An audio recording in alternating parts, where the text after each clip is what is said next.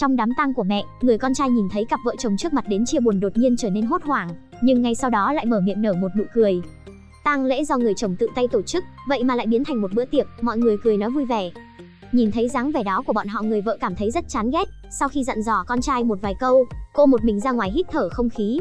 Lúc này Kyung cũng lái xe tới, dáng vẻ nhìn rất lén lút. Sau đó chỉ gọi một cuộc điện thoại là lập tức thấy Tio xuất hiện. Cả hai ở trong xe ôm hôn thắm thiết.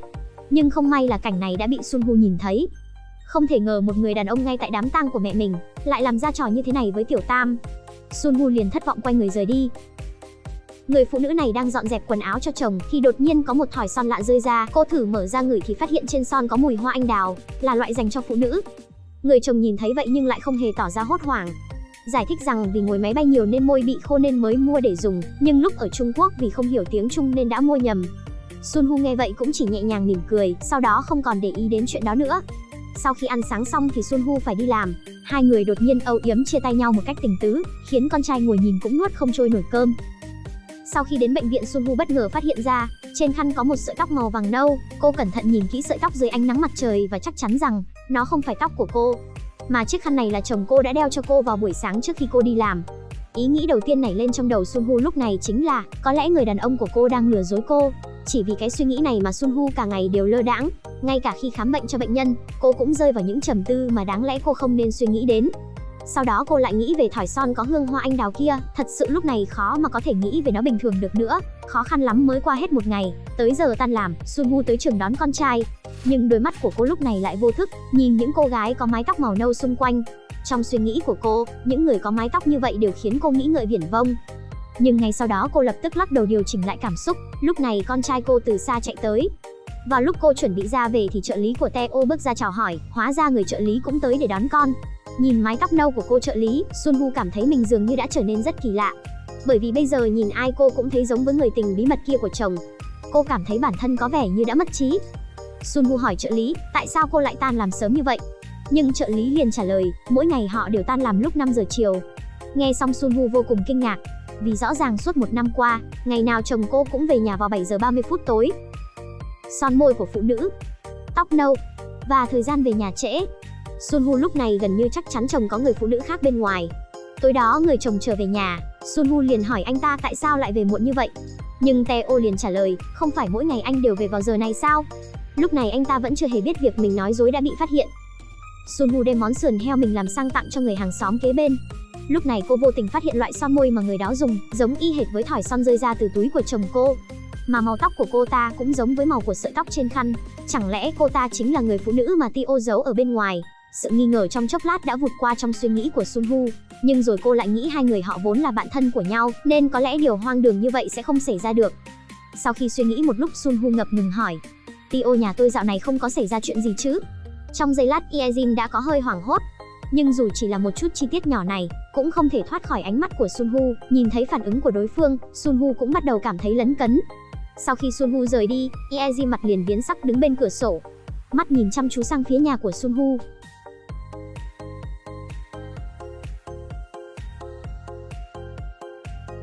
Nhìn thấy chồng vừa bước vào nhà tắm, Sunwoo nhanh chóng cầm điện thoại của chồng lên.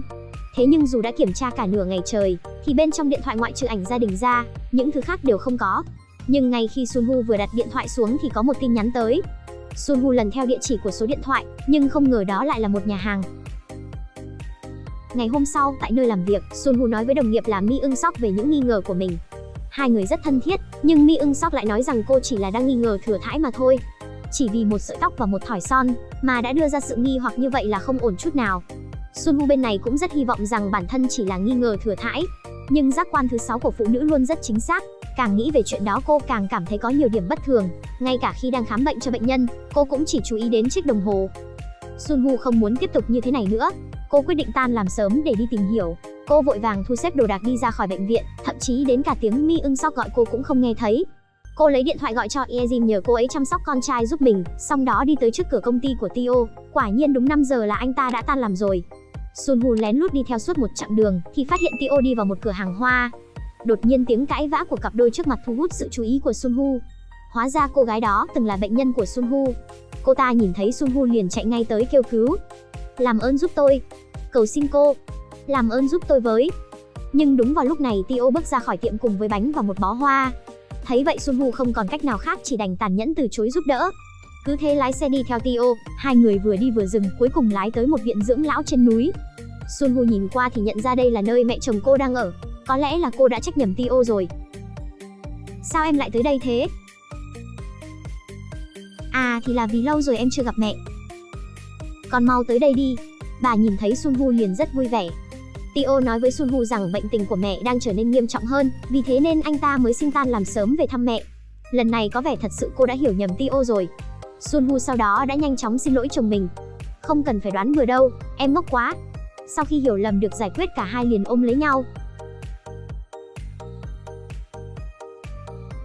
Nhìn bóng lưng Sunwoo rời đi, thì lúc này Tio bỗng thở phào nhẹ nhõm. Trên đường về nhà cả hai người đều đầy ắp tâm sự, suy nghĩ rất nhiều. Một người lái xe phía trước, một người lái phía sau, biểu tình đều vô cùng nghiêm trọng.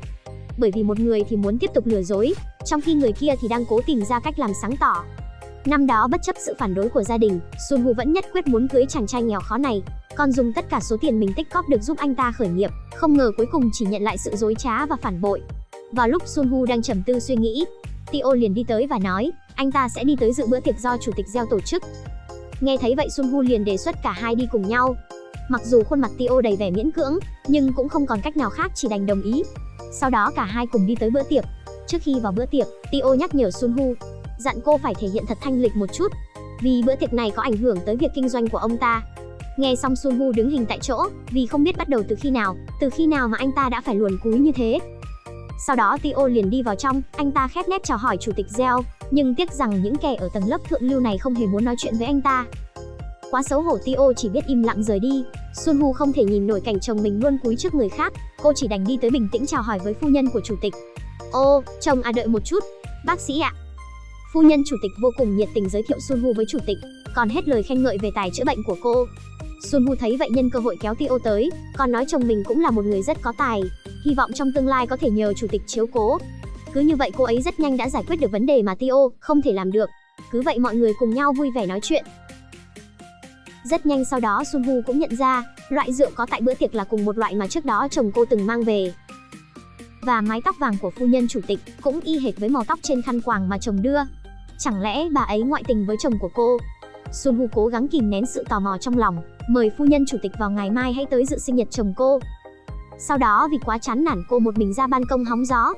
Không ngờ cô lại gặp lại Hyun Seo, người từng bị đánh trên đường hôm trước. Cuộc sống của cô ấy vốn rất khó khăn.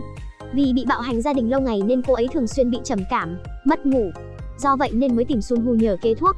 Sunwoo thấy vậy cũng đứng ra xin lỗi trước, lý do vì hôm đó bản thân có việc đột xuất nên không thể giúp cô được. Sunwoo cũng khuyên cô bé kia hãy bỏ người bạn trai bạo lực đó đi. Sau khi nói chuyện, Hyun Seo bây giờ mới biết một người phụ nữ thành công như Sunwoo cũng vẫn sẽ gặp phải những chuyện phiền não như bình thường. Sau đó Hyun Seo bày tỏ muốn giúp đỡ Sunwoo. Sáng hôm sau, Sunwoo tới gặp Hyun Seo nhờ cô theo dõi Tio. Nhưng tất nhiên là có điều kiện.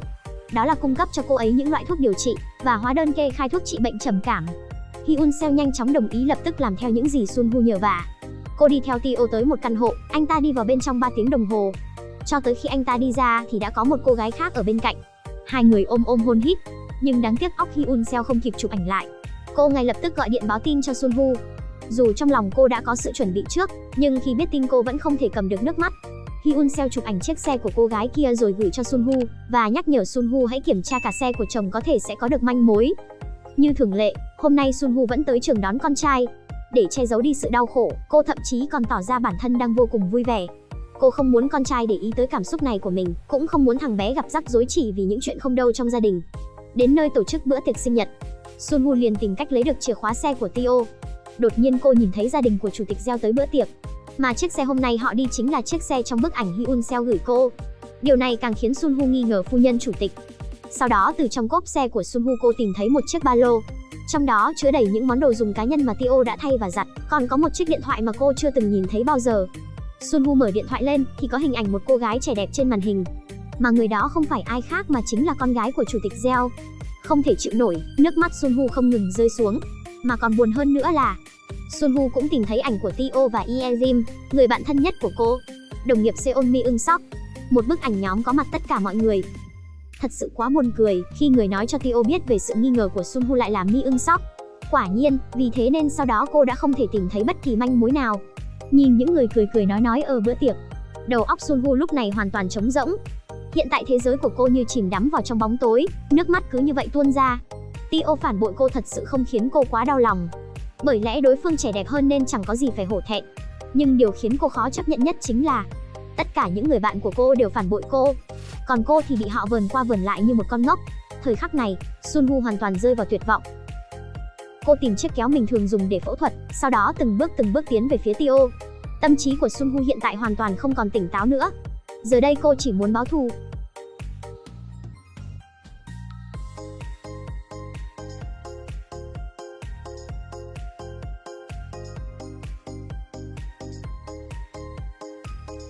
Rồi một âm thanh đã đánh thức cô tỉnh lại. Mẹ ơi! Là tiếng con trai yêu quý của cô. Vì con trai mình cô không thể nào ra tay được, nếu không con trai sẽ phải sống trong sự chế giễu cả đời này. Sunwoo điều chỉnh lại cảm xúc của mình. Lúc này, Tio bày tỏ sự biết ơn đối với những vị khách đã có mặt tại bữa tiệc ngày hôm nay, còn bày tỏ những lời lẽ có cánh với vợ của mình. Cảm ơn Sunwoo đã luôn bên cạnh giúp đỡ anh. Sunwoo nhìn người đàn ông đạo đức giả trước mặt mình, rồi lại nhìn qua ánh mặt đầy ghen tị của Kyung. Nhưng cô vẫn cố gắng kìm nén cảm xúc, sau đó trao một nụ hôn cho anh ta. Nhìn thấy cảnh tượng đó, Kyung không thể giữ được bình tĩnh được nữa. Cô lấy một ly sâm banh để uống mà cảm giác trong lòng vô cùng khó chịu. Đương nhiên, Sunwoo cũng đã nhìn thấy hành động của hai người lén lút làm trong bữa tiệc. Cô tự thề với bản thân mình, những nỗi đau mà cô phải chịu đựng ngày hôm nay, cô nhất định sẽ trả lại cho bọn chúng tất cả.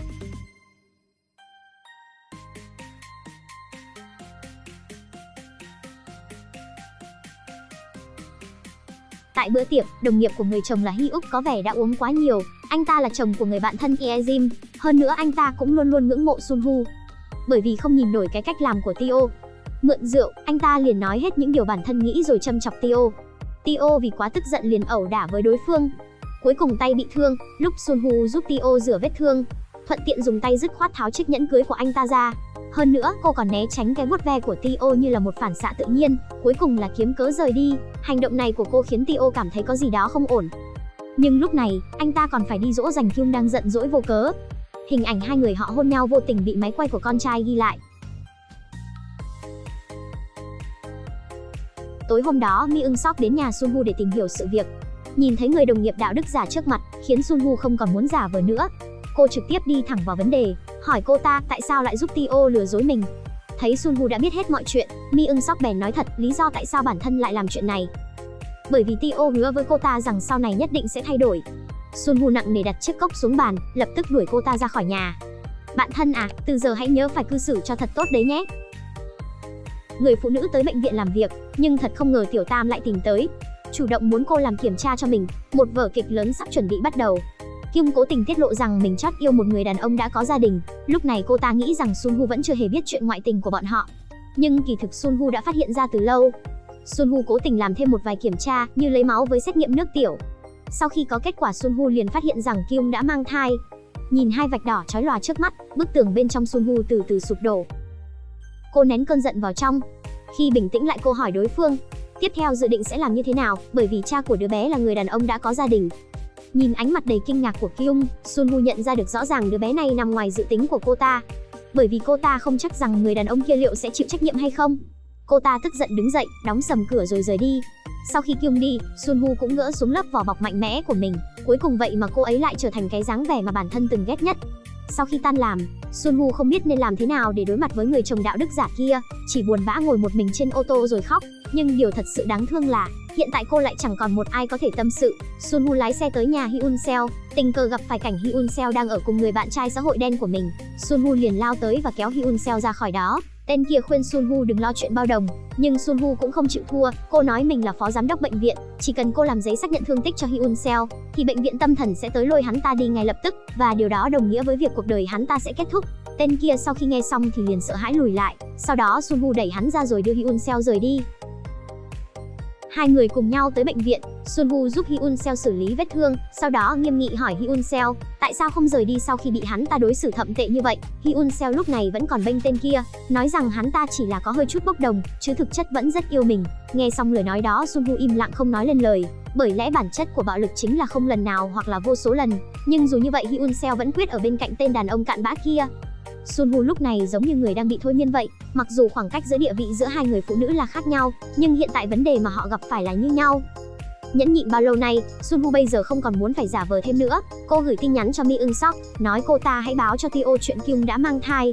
Sau đó cô sẽ đối mặt với chồng, để xem rốt cuộc tên đàn ông này sẽ lựa chọn như thế nào giữa vợ và bồ nhí.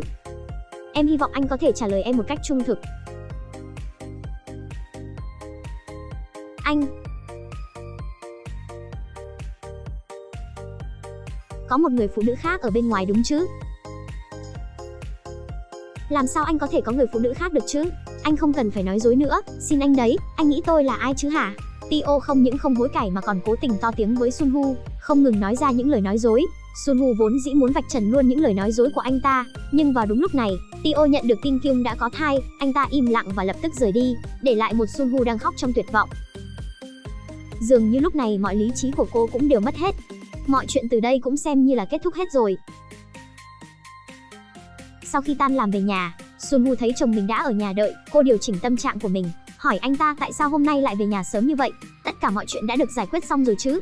Lần này người chồng mới thực sự nói thật, nói rằng mọi chuyện đều đã được xử lý gọn gàng rồi, còn nói sau này nhất định anh sẽ đối tốt với cô gấp đôi. Sunwoo nhìn người đàn ông vừa quen thuộc vừa xa lạ này, trái tim đầy sự mâu thuẫn. Nhưng ngay sau đó thực tế đã dội cho cô một gáo nước lạnh. Tối đó, Tio lại tiếp tục lén lút cầm điện thoại đi vào nhà vệ sinh. Ngày hôm sau khi Sunwoo đang đi mua sách thì tình cờ gặp Kyung, cô ta nghĩ rằng mọi chuyện mình làm vẫn chưa hề bị lộ. Kiêu ngạo nói với Sunwoo rằng bản thân sẽ sinh con, bởi vì người đàn ông kia đã hứa với cô, trong vòng 2 tháng sẽ ly hôn với vợ mình, rồi sau đó bọn họ sẽ kết hôn cùng nhau. Sau khi nghe xong, trái tim của Sunwoo một lần nữa lại bị xé nát. Sau vài phút trầm tư suy nghĩ, bỗng nhiên cô lại bật cười rất to, nụ cười ẩn chứa đau khổ và khinh bỉ. Cô không còn muốn tiếp tục sống với người đàn ông này thêm một giây một phút nào nữa, vì vậy cô tìm đến một luật sư tư vấn rằng trước tiên Sunwoo phải tìm hiểu về tình hình kinh tế hiện tại của gia đình họ, sau đó âm thầm thu thập chứng cứ liên quan đến việc ngoại tình của chồng. Theo như lời khuyên của luật sư, Sunwoo liền đến ngân hàng để tìm hiểu. Lúc này cô mới phát hiện ra mọi thứ trong nhà không có thứ gì đứng tên của cô cả, ngay cả tiền bảo hiểm của con trai cũng đều đã bị tên đàn ông đem đi thế chấp. Sunwoo không còn có thể tin vào mắt mình được nữa. Cô trở về nhà lại phát hiện tiền trong sổ tiết kiệm của gia đình vậy mà cũng cạn kiệt, trên đó còn có rất nhiều hóa đơn mua hàng hiệu. Nghĩ đến những món đồ hiệu mà Kyung mang trên người, Sunwoo đau lòng đến nỗi không gì có thể diễn tả được. Đã nhiều năm như vậy mà cô lại không hề phát hiện ra điều gì. Tio đã làm quá nhiều việc không thể tha thứ, đáng hận. Cô đã làm việc chăm chỉ và cố gắng biết bao nhiêu vì cái gia đình này. Lần này cô hạ quyết tâm không được mềm lòng. Cô đến viện dưỡng lão kể hết mọi chuyện với mẹ chồng, hỏi bà ấy tại sao cô làm nhiều việc như vậy, nhưng cuối cùng tất cả mọi người đều lừa dối cô. Nhưng mẹ chồng lại trách mắng con dâu, tại sao không cho chồng mình thêm nhiều không gian riêng tư, còn nói Sunwoo không được phép ly hôn, trừ khi bà ấy chết. Sunwoo phát hiện ra, hóa ra vì một người mẹ quá nuông chiều con trai, nên anh ta bây giờ mới trở thành một tên cặn bã.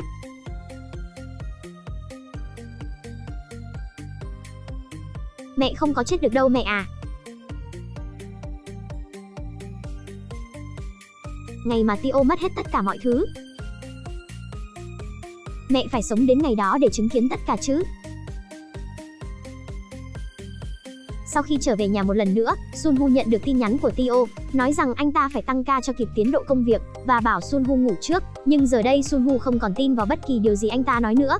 Để có được bằng chứng xác thực, cô vội vã đi tới công ty của chồng, nhìn hai bóng dáng lấp ló bên cửa sổ. Sunwoo quyết tâm lần này phải bắt bằng được hai kẻ gian phu dâm phụ kia. Cô chuyển điện thoại sang chế độ quay phim, sau đó đi lên trên tầng một cách đầy lo lắng và sợ hãi. Khi tới trước cửa, cô bình tĩnh lại, từ từ mở cửa văn phòng. Tuy nhiên, cảnh bên trong văn phòng lại khác hoàn toàn so với những gì mà cô tưởng tượng. Hôm nay Tio thật sự tăng ca. Trước ánh nhìn hiếu kỳ của tất cả mọi người, Sunwoo đành bối rối hỏi bọn họ có muốn uống cà phê hay không. Tại trời tối rồi nên tôi mới mang tới cho mọi người một ít cà phê. À, ban nãy bọn anh đã uống xong rồi. Nhưng mà em không có chuyện gì chứ? Nhìn theo bóng lưng của Sunwoo, Tio trầm tư trở lại. Ngày hôm sau, Sunwoo nhận được tin báo từ viện dưỡng lão, mẹ chồng đã qua đời rồi, nhưng mẹ mất. Con trai nhìn thấy cặp vợ chồng trước mặt tới thăm viếng thì lộ ra vẻ mặt sợ hãi. Sau khi họ rời đi, trên miệng lại nở một nụ cười nhẹ nhõm. Tang lễ Tio tự tay tổ chức vốn phải buồn bã, bây giờ lại là nơi cho tất cả mọi người nói cười cười. Nhìn thấy cảnh tượng trước mắt, người vợ cảm thấy vô cùng buồn nôn. Sau khi dặn dò con trai vài câu, Sunwoo đi ra ngoài hít thở không khí, nhưng lúc này Kyung đột nhiên xuất hiện, lén lút làm gì đó ở bên ngoài nhà tang lễ. Vốn dĩ cô ta không nên tới đây vào một dịp không phù hợp như thế này. Sau một cuộc gọi, Tio liền lật đật chạy từ trong nhà tang lễ đi ra. Cả hai ôm chặt lấy nhau ở trong xe, nhưng họ không ngờ được rằng cảnh này đều đã bị Sunwoo thấy hết. Không thể tưởng tượng một người đàn ông ngay tại đám tang của mẹ mình lại làm những điều xấu hổ như vậy với Tiểu Tam. Quá tuyệt vọng, Sun Hu quay người rời đi. Bất giác nhớ lại cảnh năm đó khi chồng cầu hôn cô, cùng với nhạc nền là nhạc của đám cưới. Lúc đó tình cảm của họ vốn rất mặn nồng thắm thiết, lúc đó cô cũng đã khóc, nhưng là những giọt nước mắt của hạnh phúc, còn bây giờ thì trái ngược lại hoàn toàn. Ngày hôm sau, Tio vẫn giả tạo ôm vợ vào lòng, cảm ơn cô vì tất cả những gì cô làm cho anh suốt 2 ngày diễn ra tang lễ. Dù cô lúc này vô cùng tức giận, nhưng khi nhớ tới lời khuyên của luật sư, không để xảy ra bất kỳ sai sót nào cho đến khi lấy được bằng chứng ly hôn, cô đành kìm nén sự kinh tởm lại trong lòng và ôm lấy anh ta. Đồng thời lúc này, cô cũng lên kế hoạch trả thù cho riêng mình. Lúc này tại căn hộ của Kyung cũng đang có một người hàng xóm mới chuyển đến.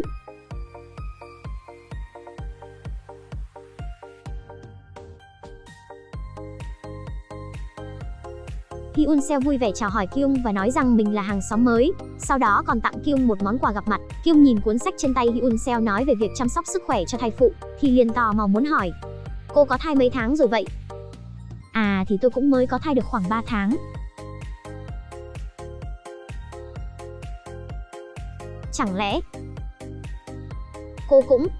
Bởi vì cả hai người đều là mẹ bỉm sữa, nên sẽ có rất nhiều chủ đề chung để nói chuyện. Vì vậy, Hyun Seo sau đó dễ dàng đột nhập vào trong nhà của Kyung. Nhờ sự giúp đỡ của Hyun Seo, tất cả mọi chuyện về Tio và Kyung đều được Sun Hu nắm trong lòng bàn tay. Sau đó báo cáo lại cho Sun Hu.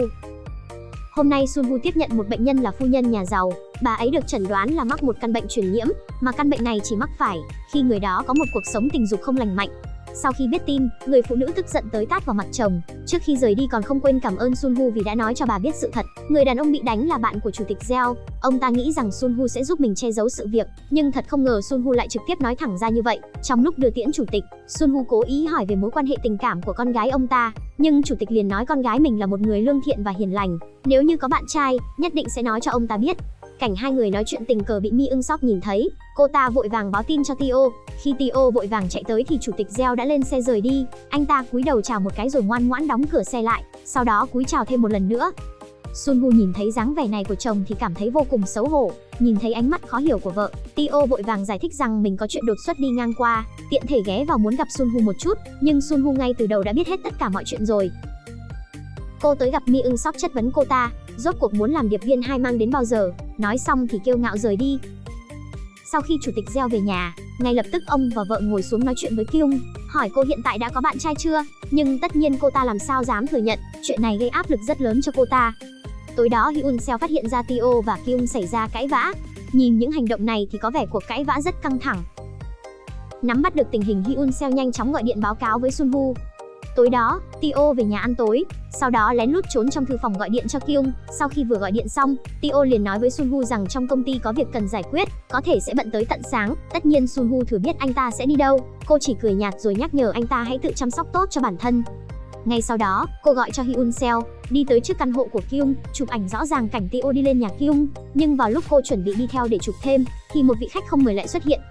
Hắn ta hỏi Hyun Seo, người đàn ông lúc nãy có phải chồng của phó viện trưởng hay không? Chồng bác sĩ sao? Cô ấy chỉ là một bác sĩ điều trị cho tôi, và cô ấy chẳng có liên quan gì đến cuộc sống của tôi cả. Phiền anh mau mau biến khỏi cuộc sống của tôi dùm.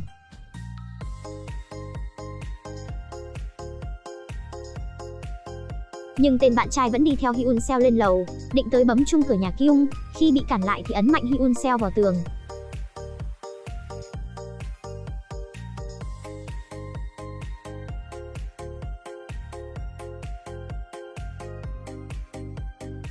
Từ hôm đó bất luận là Sun Hu có liên lạc như thế nào, Hyun Seo vẫn không hề có phản hồi. Ngày hôm sau, một người lạ mặt đưa cho cô một chiếc thẻ nhớ làm đảo lộn tất cả mọi thứ. Sau khi mở lên thì phát hiện, bên trong là những hình ảnh đáng xấu hổ của chồng cô và một người phụ nữ khác.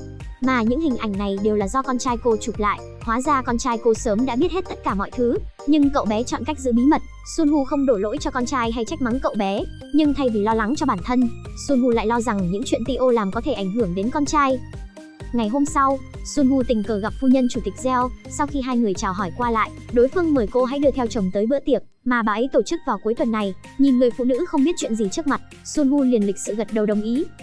Ngày hôm sau, tại nơi làm việc, bệnh nhân đưa cô chiếc thẻ nhớ lại tới, còn nói rằng anh ta có thể vì Sun Hu mà làm bất kỳ điều gì. Nhưng Sun Hu sau đó đã lịch sự từ chối, nói rằng đây là việc riêng của gia đình mình. Nhưng không ngờ đối phương đột nhiên trở nên kích động, hai người cứ vậy xảy ra tranh cãi.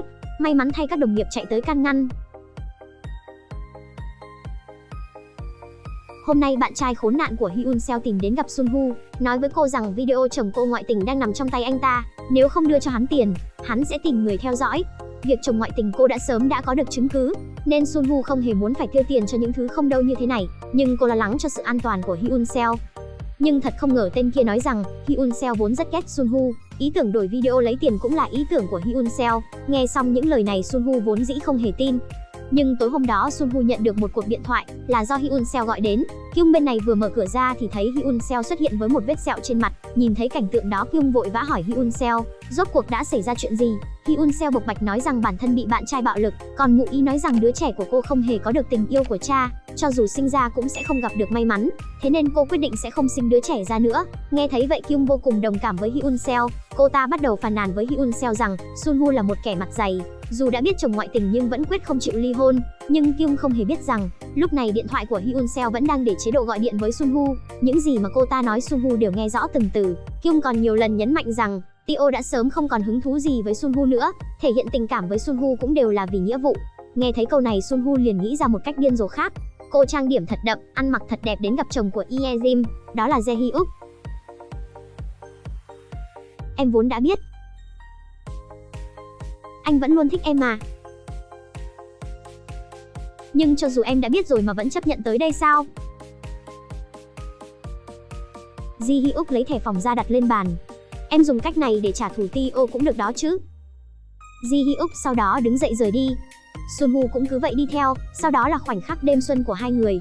Sun Woo tiết lộ mục đích chính của mình cho Jae Hyuk biết, nói Jae Hyuk hãy tiết lộ cho cô mọi thông tin về công ty của Tio, tình trạng tài chính, vân vân. Một thông tin cũng không được bỏ sót. Hãy điều tra tất cả cho tôi. Tio phát hiện vợ cả đêm không về nhà, trong lòng không khỏi dấy lên nhiều điểm nghi ngờ. Anh ta hỏi Sun Woo tối hôm qua cô đã đi đâu, nhưng Sun Woo chỉ trả lời cho có lệ rằng tối qua đi uống rượu cùng bạn bè. Dáng vẻ Tio hiện tại cũng giống y như Sun Woo. Anh ta bắt đầu lén lút lấy điện thoại của Sun Woo để xem, nhưng lần này điện thoại di động của Sun Woo đã bị khóa. Rất nhanh Jae Hyuk đã đem thông tin tình hình tài chính của công ty Teo thông báo cho Sun Woo, nhưng hắn ta lại sử dụng nó như là điều kiện để đe dọa, bắt Sun Woo phải tiếp tục mối quan hệ kia với mình. Nhưng Sun Woo giờ đã không còn muốn sống dưới lớp mặt nạ nữa, vì thế cô quyết định chủ động xuất kích. Hôm nay cô đưa chồng đến một bữa tiệc vô cùng hoành tráng, nhưng khi chồng cô biết đó là bữa tiệc của gia đình chủ tịch Jeo thì biểu tình không hề vui vẻ. Nhưng vì thái độ dứt khoát của Sun Woo, anh ta cuối cùng vẫn lấy hết dũng khí để tới đó. Biệt thự của chủ tịch Jeo quả thực rất tráng lệ. Sun Woo nói muốn đi tham quan một chút, nhưng Tio lại muốn ngăn vợ lại, sau đó nói năng lắp bắp khiến bản thân anh ta cảm thấy xấu hổ. Nhưng chủ tịch Jeo cười nói rằng bọn họ đều là người quen cũ nên không có vấn đề gì hết. Tio thật sự không hiểu nổi hôm nay vợ mình muốn làm gì, lúc nào cũng đi theo sát vợ, sợ rằng cô có thể làm ra điều gì đó điên rồ. Khi Sun Woo đang ngắm nhìn những chiếc bình trang trí đắt tiền, thì tình cờ Kyung cũng bước ra khỏi phòng, nhìn thấy ánh mắt thù địch của cô ta. Sun Woo bèn giả vờ vô tình làm rơi chiếc bình xuống đất, sau đó che miệng sợ hãi rồi xin lỗi, rồi lại nói ra một vài câu mỉa mai, rằng bản thân quả thực không nên tùy tiện đụng vào đồ của người khác. Thấy giữa hai người phụ nữ sặc mùi thuốc súng, Tio rơi vào tình thế tiến thoái lưỡng nan. Cuối cùng cũng đến giờ ăn tối, mọi người đều nói những lời lịch sự trái với ý muốn của họ. Sun Woo nâng chiếc ly lên uống một ngụm rượu thật lớn. Vợ chủ tịch dường như nhận ra Sun Woo có điều gì đó phiền lòng, mau chóng hỏi cô rốt cuộc có chuyện gì. Sun Woo liền quay sang nhìn Tio, nói rằng điều khiến cô đau đầu nhất lúc này chính là chồng mình. Thấy vậy Tio lắp bắp nhanh chóng giải thích, do vợ mình dạo gần đây công việc quá bận rộn và mệt mỏi nên mới như vậy. Sun Woo không còn muốn nghe thêm nữa, trực tiếp chúc mừng chủ tịch và phu nhân, vì vài tháng nữa bọn họ sẽ được lên chức ông bà. Cứ vậy chuyện ngoại tình của hai người bọn họ bị phanh phui.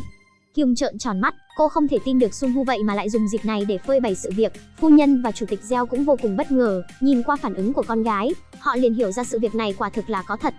Sun Woo nói với chủ tịch Jeo, hãy quản tốt con gái, vì ngoại tình với một người đàn ông đã có gia đình vốn chẳng phải là một việc vẻ vang gì. Kyung vô cùng tức giận, cô ta lao về phía trước tát Sun Woo một cái. Chủ tịch Jeo thấy vậy liền nhanh chóng ngăn con gái mình lại. Tình cảnh lúc này đúng là khiến ông không còn chút thể diện nào. Sau đó ông nhẹ nhàng yêu cầu Sun Woo và Tio rời khỏi nhà mình. Cuối cùng bí mật mà cô chôn giấu bao nhiêu lâu nay cũng được tiết lộ hết. Tâm tình Sun Woo vô cùng thoải mái và nhẹ nhõm. Cô cứ vậy kiêu ngạo rời khỏi bữa tiệc.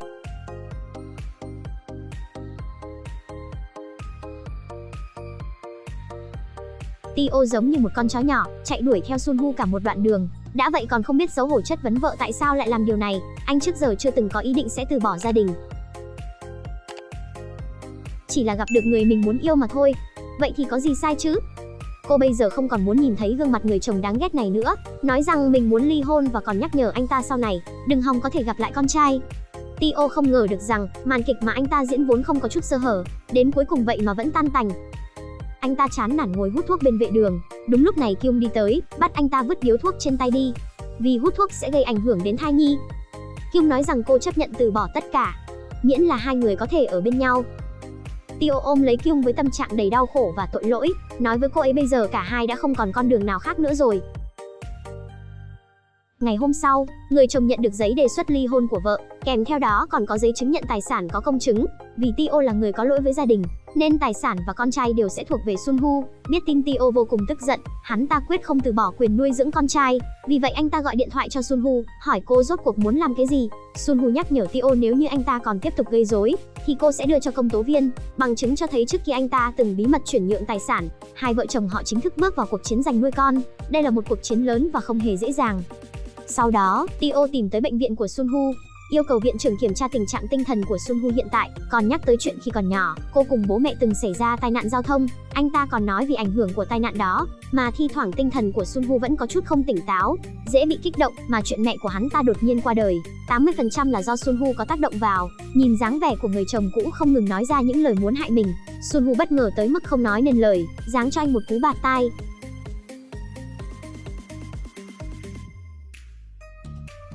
Thế nhưng hắn ta lại dùng lý do này để nói rằng Sunwoo là người có xu hướng bạo lực. Sunwoo không còn muốn dính dáng gì với tên đàn ông kinh tởm này nữa, cô lập tức rời đi. Nhưng Tio quyết không chịu từ bỏ, đuổi theo ngay phía sau. Trong khi chờ đèn giao thông, anh ta muốn xuống nói chuyện rõ ràng với Sunwoo, nhưng Sunwoo không hề có ý định muốn nói chuyện, trực tiếp lái xe rời đi.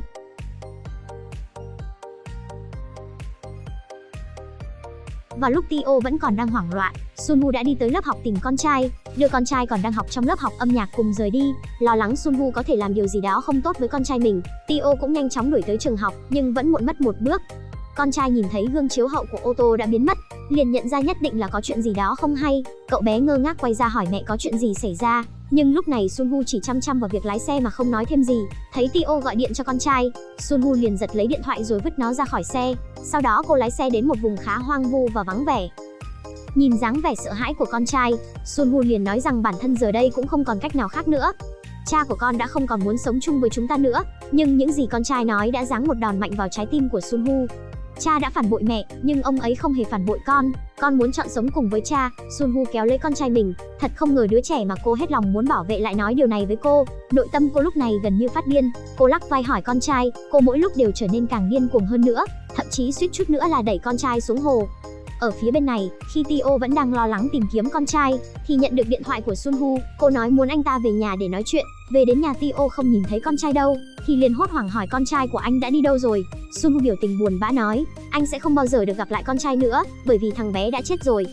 Câu nói này hoàn toàn khiến Tio mất đi lý trí. Anh ta nắm lấy tóc Sunwoo hỏi rốt cuộc đã có chuyện gì xảy ra với con trai mình, đã vậy còn túm lấy cổ Sunwoo không buông. Sunwoo tiếp tục dùng những lời lẽ khác chọc tức Tio, miễn là tôi có thể nhìn thấy anh đau khổ, vậy thì tôi có thể làm bất kỳ điều gì. Tio vô cùng tức giận, anh ta cho rằng con trai mình đã thật sự gặp chuyện, liền vô ý đẩy Sunwoo vào tủ tivi, khiến trên đầu Sunwoo xuất hiện một vết thương rất lớn. Sau đó anh ta nhấc Sunwoo đứng dậy rồi đấm thật mạnh vào tường. Nghĩ rằng con trai mình đã thật sự qua đời rồi, Tio ngồi xổm trên mặt đất và khóc lớn. Chính vào lúc này cửa mở ra. Con trai nhìn thấy mẹ đầu đầy máu nằm dưới sàn, trong tim vô cùng khó chịu. Tio muốn tiến đến ôm lấy con trai nhưng con trai lại lùi lại. Cậu bé khóc và nói với Tio, từ giờ trở đi con không còn là con trai của cha nữa. Vào lúc này Tio mới hiểu ra, mình đã bị mắc bẫy của Sunwoo. Ye Jin nghe thấy tiếng động lớn liền chạy sang xem, sau đó nhanh chóng đưa Sunwoo vào bệnh viện. Nửa tháng sau, Sunwoo cuối cùng cũng bình phục sức khỏe, và mục tiêu của cô ấy cũng đã hoàn thành. Tio vì bạo lực gia đình nên không những không có được bất kỳ tài sản nào, mà còn bị hạn chế thăm con trong vòng 2 năm. Vì vụ bê bối lần này cũng khiến gia đình chủ tịch Gieo đứng trước mũi rìu dư luận. Chuyện Gia Kyung chưa có chồng đã sinh con, ngay cả khi cô ấy đi siêu thị mua đồ cũng bị người khác chỉ trỏ. Để con gái không còn bị chỉ trích nữa, chủ tịch Gieo chủ động tìm tới và xin lỗi Sunwoo. Nhưng Sunwoo giờ đây chỉ muốn bình an sống cùng con trai, nên không hề phản hồi lại bất kỳ điều gì với chủ tịch Gieo. Tio và Gia Kyung vì không chịu nổi áp lực của dư luận, cũng đã dự định rời khỏi đây và đi thật xa. Nhưng lại tình cờ nhìn thấy Sunwoo và con trai đang đi uống cà phê. Khoảng khắc ba người nhìn thấy nhau, Tio liền xấu hổ cúi đầu. Sunwoo bên này cũng cố gắng nở ra một nụ cười nhẹ, trong lòng cô chứa đầy những cảm xúc lẫn lộn khác nhau. Rốt cuộc, trong cuộc chiến này chẳng có ai là người thật sự chiến thắng, cô chỉ muốn giữ lại gia đình của mình. Cô nhìn sang đứa con trai bé bỏng, bây giờ tất cả mọi thứ dường như đều đã không còn quan trọng nữa. Thời gian trôi qua thật nhanh, 2 năm nữa đã trôi qua. Tio đến một nơi khác để phát triển, khi trở về không chỉ có được một gia đình 3 người hạnh phúc, mà còn đem theo một thứ muốn khiêu khích Sunwoo. Anh ta muốn lấy lại những gì mà bản thân đã mất. Một cuộc chiến thú vị hơn sắp bắt đầu. Ja Kyung duyên dáng đứng trên biệt thự nhà mình, nhìn công nhân tất bật chuyển đồ gia dụng vào nhà, biểu hiện lúc này vô cùng kiêu ngạo và tự phụ. Cô ta cũng dường như đã quên rằng bản thân mình từng là tiểu tam phá hoại gia đình người khác, đã vậy còn viết thiệp mời tất cả các nhân vật nổi tiếng và ở tầng lớp cao tham dự bữa tối cùng gia đình của họ, cũng định nhân cơ hội này để rửa sạch tội lỗi trước kia. Tio xuất hiện trước cổng trường học với một chiếc xe hơi sang trọng, khiến các học sinh ở đây đều biết rằng cha của cậu bé là một giám đốc giàu có. Những đứa trẻ đi qua hết đứa này tới đứa khác đều chỉ trò ghen tị. Tio đưa con trai đến một nhà hàng cao cấp để ăn bít tết. So với mẹ, bố dường như hiểu rõ sở thích của cậu bé hơn. Ông còn đưa cho con trai một cây gậy bóng chày có sẵn chữ ký của người nổi tiếng. Anh ta nói rằng bản thân đã cố gắng thay đổi suốt 2 năm qua, mà lý do thay đổi chính là vì có thể tự tin quay lại đối mặt với con trai. Con trai nói rằng mình đã không còn chơi bóng nữa, nhưng Tio lại khuyên con trai nên làm theo những gì mà bản thân yêu thích. Sau đó Tio mời con trai tới bữa tiệc nhà mình, còn nói rằng sẽ có thần tượng bóng chày nổi tiếng có mặt ở đó. Con trai đặt cây gậy xuống trầm tư một lúc. Tuy nhiên vào lúc này Sunwoo đột nhiên nhận được một cuộc gọi từ trường học, báo rằng con trai cô không hề đến trường. Biết tin cô nhanh chóng chạy đi tìm, không ngờ suýt nữa thì cô đâm phải một chiếc xe đang đi tới, và người này không phải ai khác chính là chồng cũ của cô. Con trai bước xuống xe, còn người chồng cũ bên này cũng nở ra một nụ cười mãn nguyện. Tuy vậy nhưng giờ đây Sunwoo không còn muốn nói chuyện với Tio một chút nào cả. Vào buổi tối, con trai nói rằng mình nhận được lời mời tới bữa tiệc của cha, nhưng cậu bé lại không thể đi. Sau khi nghe con trai nói, trái tim Sunwoo có chút khó chịu. Ngày hôm sau tới ngày tổ chức bữa tiệc, Mi Eun Sok liền từ chối lời mời của Sunwoo. Trưởng khoa cũng nói là mình có việc bận, ngay cả con trai cũng nói rằng phải đến nhà một người bạn cùng lớp. Nhìn những bông tuyết rơi xuống trên bầu trời, Sunwoo một mình tới quán rượu để giết thời gian. Vị đồng nghiệp duy nhất trong bệnh viện không đi tới tham dự bữa tiệc chính là anh chàng này. Phía bên bữa tiệc của Tio vô cùng náo nhiệt, tất cả mọi người đều tới chào hỏi vị giám đốc rất thành công chính là anh ta. Ngay cả đồng nghiệp của Sunwoo cũng như vậy, mọi người dường như đều đã quên hết cái quá khứ bẩn thỉu 2 năm trước của họ. Bữa tiệc này là bước đầu tiên để cả hai rửa sạch bản thân. Ngay sau đó Sunwoo nhận được một bức ảnh từ Tio, mở ra xem thì hóa ra đó là ảnh của anh ta và con trai. Sunwoo nhìn thấy thì cảm thấy vô cùng tức giận, cả thế giới có thể phản bội cô, nhưng chỉ có một mình con trai là không thể. Cô không thể ngồi yên được nữa, vội vàng bắt taxi đến bữa tiệc. Bên kia tại bữa tiệc, mẹ Ja Kyung kéo cô ấy tới chào hỏi. Bà ấy rất gấp gáp để con gái thoát khỏi tình cảnh và tiếng xấu trước kia. Giờ đây các quý bà quý cô trước mặt không ngừng khen ngợi cô. Tuy trước mặt là vậy, nhưng ngay khi Ja Kyung rời đi, những người kia vẫn khinh bỉ cô ta là kẻ phá hoại gia đình người khác. Con trai nhìn thấy người mà mình vô cùng thần tượng nói chuyện cùng bố, trong mắt ngập tràn sự thích thú. Tio đưa con trai vào một căn phòng, nói với con trai rằng từ bây giờ đây sẽ là phòng của cậu bé. Người con trai bối rối và hỏi nó có nghĩa là gì. Tio chỉ cười và nói, vì con là con trai của cha nên việc chuẩn bị phòng cho con là chuyện bình thường, con có thể tới đây bất kỳ lúc nào con muốn. Nhưng ngay khi con trai vừa bày ra vẻ mặt vui vẻ thì Ja Kyung xuất hiện nở một nụ cười, sau đó dẫn Tio đi. Cô còn trách anh tại sao không bàn bạc với cô trước, sau đó đưa ra quy tắc của bản thân mình. Rõ ràng là cô ta không thể chấp nhận cậu bé sống với gia đình mình. Tuy Tio không nói gì nhưng trong lòng lại rất khó chịu. Mọi người đều đắm chìm trong bữa tiệc sang trọng này, cho đến khi Sunwoo và đồng nghiệp của cô xuất hiện, mọi thứ xung quanh bỗng dưng im lặng. Đám đông hướng ánh mắt ngạc nhiên về phía họ, khó hiểu tại sao cô lại tự hạ thấp bản thân mình mà tới đây. Mi Eun Sok nhìn thấy cô cũng vô cùng ngạc nhiên, xấu hổ chạy tới hỏi cô tại sao lại tới đây.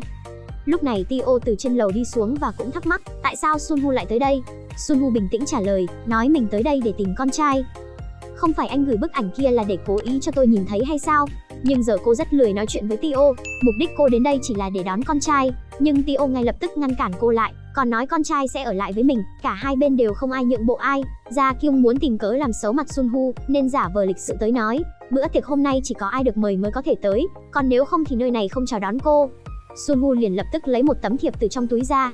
Tấm thiệp này của tôi không phải chính là cô gửi cho tôi sao? Nhưng tiếc quá, tôi không hề có hứng thú với bữa tiệc này. Nói xong cô ném tấm thiệp cho Ja Kyung, sau đó đi vào tìm con trai mình. Nhìn vào đôi mắt đầy ức chế của Ja Kyung, Tio lại càng cảm thấy xấu hổ. Hôm nay không phải dịp để họ gặp mặt. Ja Kyung liền nhanh chóng nghĩ ra cách đuổi Sunwoo ra khỏi nhà mình. Nhưng khi Sunwoo lên đến tầng 2 thì cảnh tượng trước mắt làm cô cảm thấy choáng ngợp. Mọi thứ bày trí ở đây đều đúng như sở thích của cô, ngay cả vị trí treo chiếc ảnh cưới trên tường, chỉ ngoại trừ người phụ nữ trong bức ảnh là không phải. Ngay cả màu sắc sơn tường hay các tác phẩm nghệ thuật cũng giống sở thích của cô y hệt. Ngay tại lúc này các quý phu nhân từ dưới lầu đi lên, thấy vậy Sunwoo vội vàng trốn vào trong phòng thay đồ. Sau khi đám đông rời đi, cô lại tiếp tục bị sốc bởi cảnh tượng trước mặt, quần áo trong phòng thay đồ và các sản phẩm chăm sóc da trên bàn trang điểm, nó hoàn toàn giống với ở nhà. Vào lúc Sunwoo vẫn còn cảm thấy sốc thì Tio đi tới, muốn cô nhanh chóng rời khỏi đây, sau đó mỉa mai cô, trốn trong phòng thay đồ nhà người khác không thấy xấu hổ sao? Sunwoo nhanh chóng trả lời mà không hề tỏ ra yếu thế. Anh đã rời đi rồi thì còn quay lại đây lần nữa làm gì? Đừng nói là anh không thể quên được tôi đấy nhé. Tio nén cười rồi ngay lập tức mời Sunwoo mau chóng đi ra khỏi đây. Sunwoo tìm mãi nhưng vẫn không tìm thấy con trai. Lúc này phần quan trọng nhất của bữa tiệc đã tới. Âm nhạc quen thuộc vang lên trong biệt thự, là nó, bài hát mà Tio đã hát khi cầu hôn Sunwoo. Chỉ là bây giờ mọi thứ đã khác, người được Tio bày tỏ đã biến thành một người khác. Họ nắm tay nhau và hôn nhau say đắm, đám đông vỗ tay và hú hét không ngừng. Suy cho cùng anh cũng từng là người mà cô yêu sâu đậm, trong lòng Sunwoo khó tránh khỏi có chút khó chịu. Nhưng ngay khi Sunwoo chuẩn bị rời đi, Ja Kyung đột nhiên tới ngăn cô lại. Tôi chân thành hy vọng sẽ có được sự chúc phúc của chị. Nhìn dáng vẻ đắc ý của con gái, ngay cả chủ tịch Gieo ngồi phía dưới cũng khó lòng có thể chịu đựng được. Sunwoo sau đó khó chịu rời khỏi, vừa bước tới cửa, cô đã nhìn thấy con trai mình đang xảy ra ẩu đả với một vài đứa trẻ.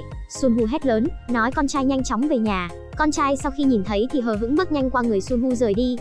Sau khi trở về nhà, con trai cảm thấy xấu hổ vì những gì mẹ làm. Hai người xảy ra một cuộc cãi vã dữ dội. Nhìn dáng vẻ nổi loạn của con trai mình, trái tim của Sunwoo dường như tan vỡ. Cô không thể chịu nổi, che mặt và khóc một cách thảm thiết. Sau đó cô đi tới phòng thay đồ, nhìn những bộ quần áo mà mình yêu thích và cả những sản phẩm chăm sóc da, liền cảm thấy chúng đều đã bẩn hết rồi. Sunwoo ngồi trên mặt đất bất lực khóc lớn. Cuộc sống làm mẹ đơn thân thật sự rất vất vả. Ngày hôm sau, Sunwoo đã điều chỉnh lại tâm trạng của mình và đi làm bình thường trở lại. Mi Eun Sok liền đi tới xin lỗi cô, nói rằng bản thân không hề muốn đến bữa tiệc ngày hôm qua chút nào, nhưng Sunwoo bây giờ không muốn đứng cạnh loại người hai mặt này thêm chút nào nữa.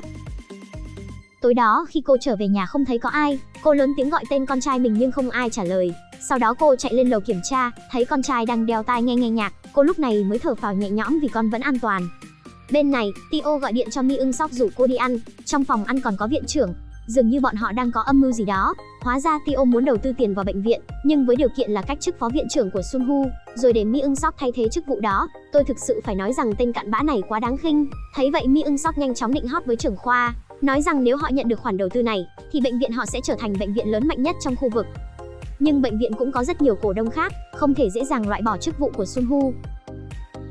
Bên kia, chủ tịch Gieo gọi Tio, trách anh ta tại sao đầu tư tiền vào bệnh viện mà không hỏi ý kiến của ông. Tio bị trách mắng thậm tệ nhưng vẫn không dám mở miệng phản bác, cứ nghĩ rằng kế hoạch của mình sẽ thất bại, nhưng không ngờ rằng chủ tịch Gieo là một lão hồ ly. Ông ta chỉ là muốn nhắc nhở Tio hãy xử lý các mối quan hệ cũ cho rõ ràng. Tio lúc này cũng không ngờ bố vợ vậy mà lại đồng ý kế hoạch của mình. Ngẩng đầu nhìn lên, chủ tịch Gieo hơi cúi đầu nói, nhất định không được làm việc một cách cẩu thả. Cứ vậy hai người họ lập kế hoạch hợp tác đuổi cổ Sunwoo ra khỏi bệnh viện.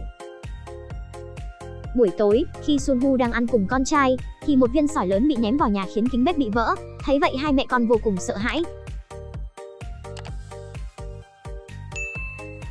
Sunwoo ngay lập tức tới bảo vệ con trai, nhìn thấy con trai không hề bị thương cô ấy mới gọi báo cảnh sát.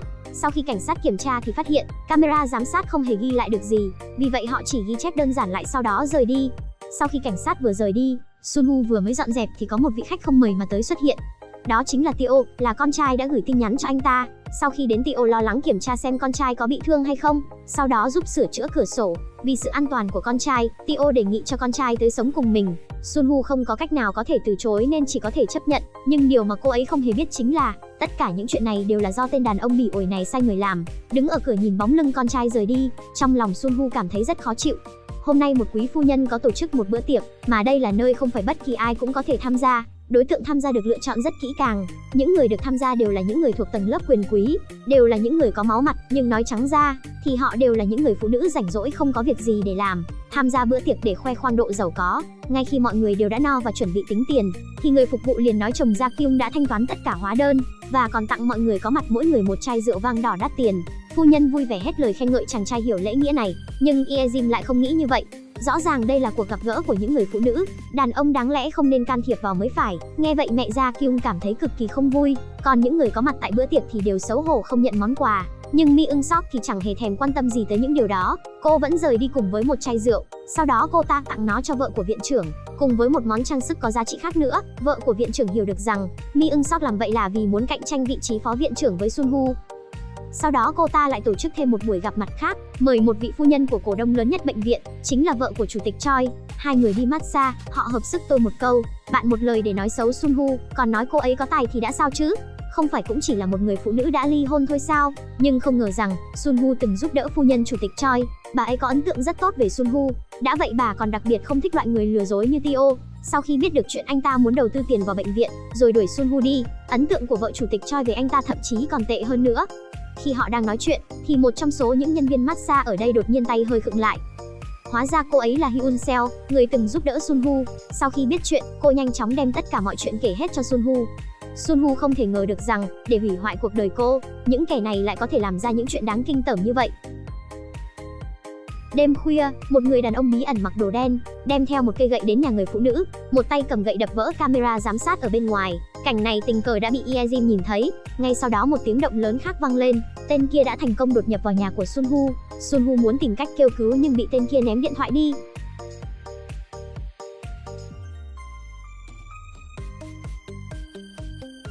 Cứu tôi với. Sau đó hắn ta bóp chặt lấy cổ của Sun Hu. Trong cơn hoảng loạn, Sun Hu cầm chai rượu vang đỏ lên, đánh vào đầu tên mặc áo đen. Sau cú đánh, đối phương lật đật đứng dậy. Khi đó mặc dù không thể nhìn thấy được mặt của hắn ta, nhưng có thể cảm nhận rõ ràng được sự tức giận của hắn. Ngay khi tên đàn ông chuẩn bị tiếp tục hành động, tiếng còi báo động từ bên ngoài vang tới. Lo sợ mọi chuyện bị bại lộ, tên đàn ông áo đen nhanh chóng chạy ra ngoài, vô tình đụng phải Ye Jin đang đứng ở bên ngoài cửa nhà Sun Hu. Cô chính là người đã báo cảnh sát. May mà lần này có Ye Jin báo cảnh sát, Sun Hu mới không bị thương nặng.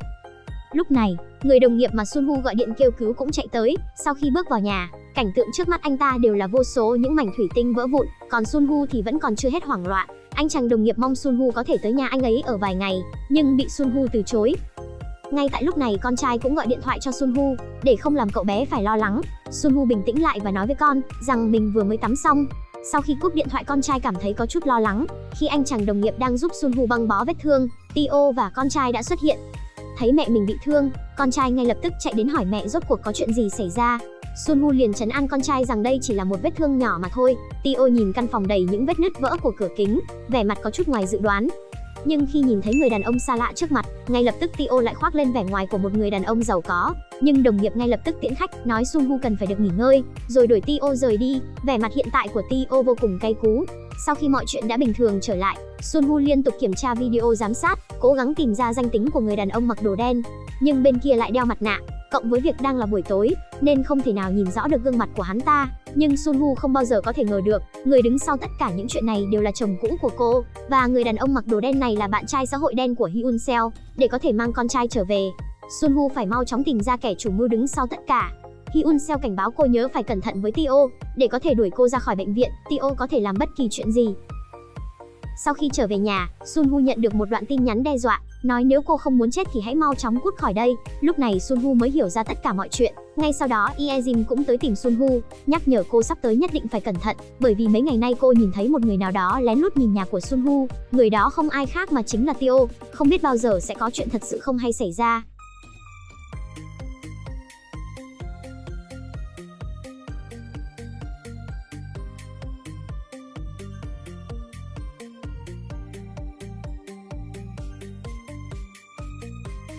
Sun Hu giận dữ chạy tới phòng làm việc của Tio, chất vấn hắn ta tại sao cứ luôn làm những việc bị ổi sau lưng cô, rốt cuộc anh muốn làm cái gì.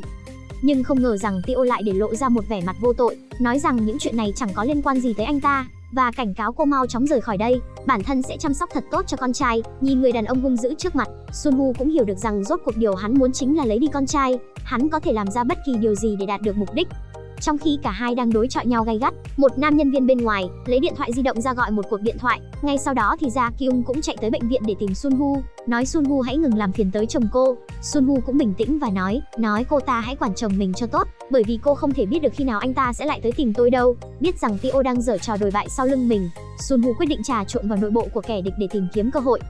Cô ấy khoác trên mình một chiếc áo da màu đỏ, tay cầm một khẩu súng đi săn, bước vào buổi tiệc sang trọng dành cho giới nhà giàu một cách hiên ngang, dõng dạc nói rằng từ hôm nay bản thân cũng sẽ tham gia. Mọi người nhìn thấy vị khách bất ngờ này thì đều vô cùng ngạc nhiên. Theo như quy định của buổi tụ họp, miễn là hơn một nửa số thành viên có mặt đồng ý thì Sun Hu có thể tham gia. Vợ của chủ tịch cười một cách mỉa mai, cảm thấy Sun Hu đang tự làm bản thân xấu mặt, liền giơ tay cho cô một phiếu đồng ý. cứ tưởng rằng sẽ chỉ có một mình bà ta bỏ phiếu tán thành cho cô, nhưng không ngờ rằng một quý phu nhân khác cũng đã giơ tay tán thành, bởi vì Sun Woo từng giúp đỡ bà ấy, tất cả nhân vật cốt cán đều đã giơ tay tán thành, vậy thì mấy kẻ tôm tép kia cũng không thể không giơ tay đồng ý. Sun Woo lúc này cũng nhìn sang hai người chị em kia của mình, nhưng hai người kia lại không có bất kỳ động tĩnh gì.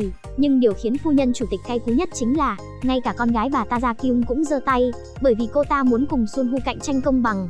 Hai cô bạn kia thì thấy gió chiều nào theo chiều đó, nhanh chóng giơ tay tán đồng. Cứ vậy Sun Woo thành công gia nhập hội phu nhân nhà giàu.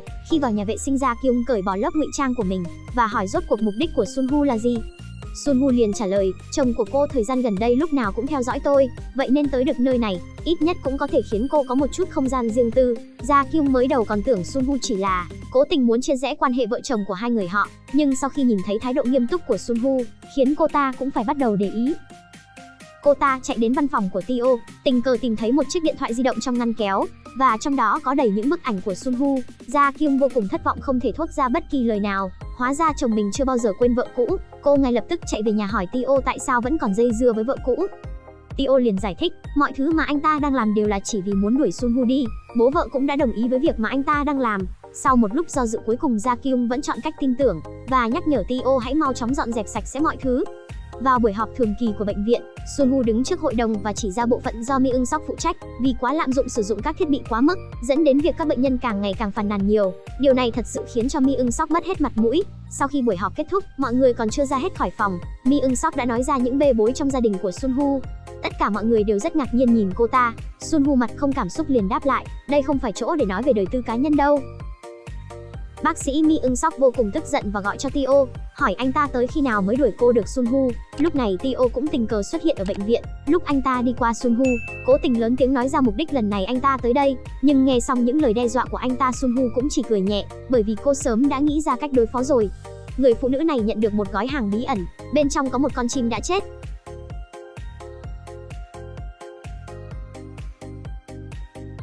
Ngoài ra còn có một phong thư. Khi Sun Woo run rẩy mở tấm phong thư ra, thì phát hiện bên trong đó có ảnh của con trai. Cô nhanh chóng rời khỏi bệnh viện, vừa đi vừa gọi điện cho con trai nhưng không thấy bất kỳ ai bắt máy. Bên kia, Tio cũng nhận được rất nhiều những bức ảnh ngày thường của con trai. Anh ta bây giờ cũng không thể liên lạc được với con trai, và đồng thời hắn ta cũng không thể liên lạc được với bạn trai xã hội đen của Hyun Seo. Hai người họ lo lắng tìm kiếm khắp nơi, nhưng dù là trường học hay quán cà phê, quán internet đều không thấy. Trong tuyệt vọng, Sun Woo liền gọi điện báo cảnh sát.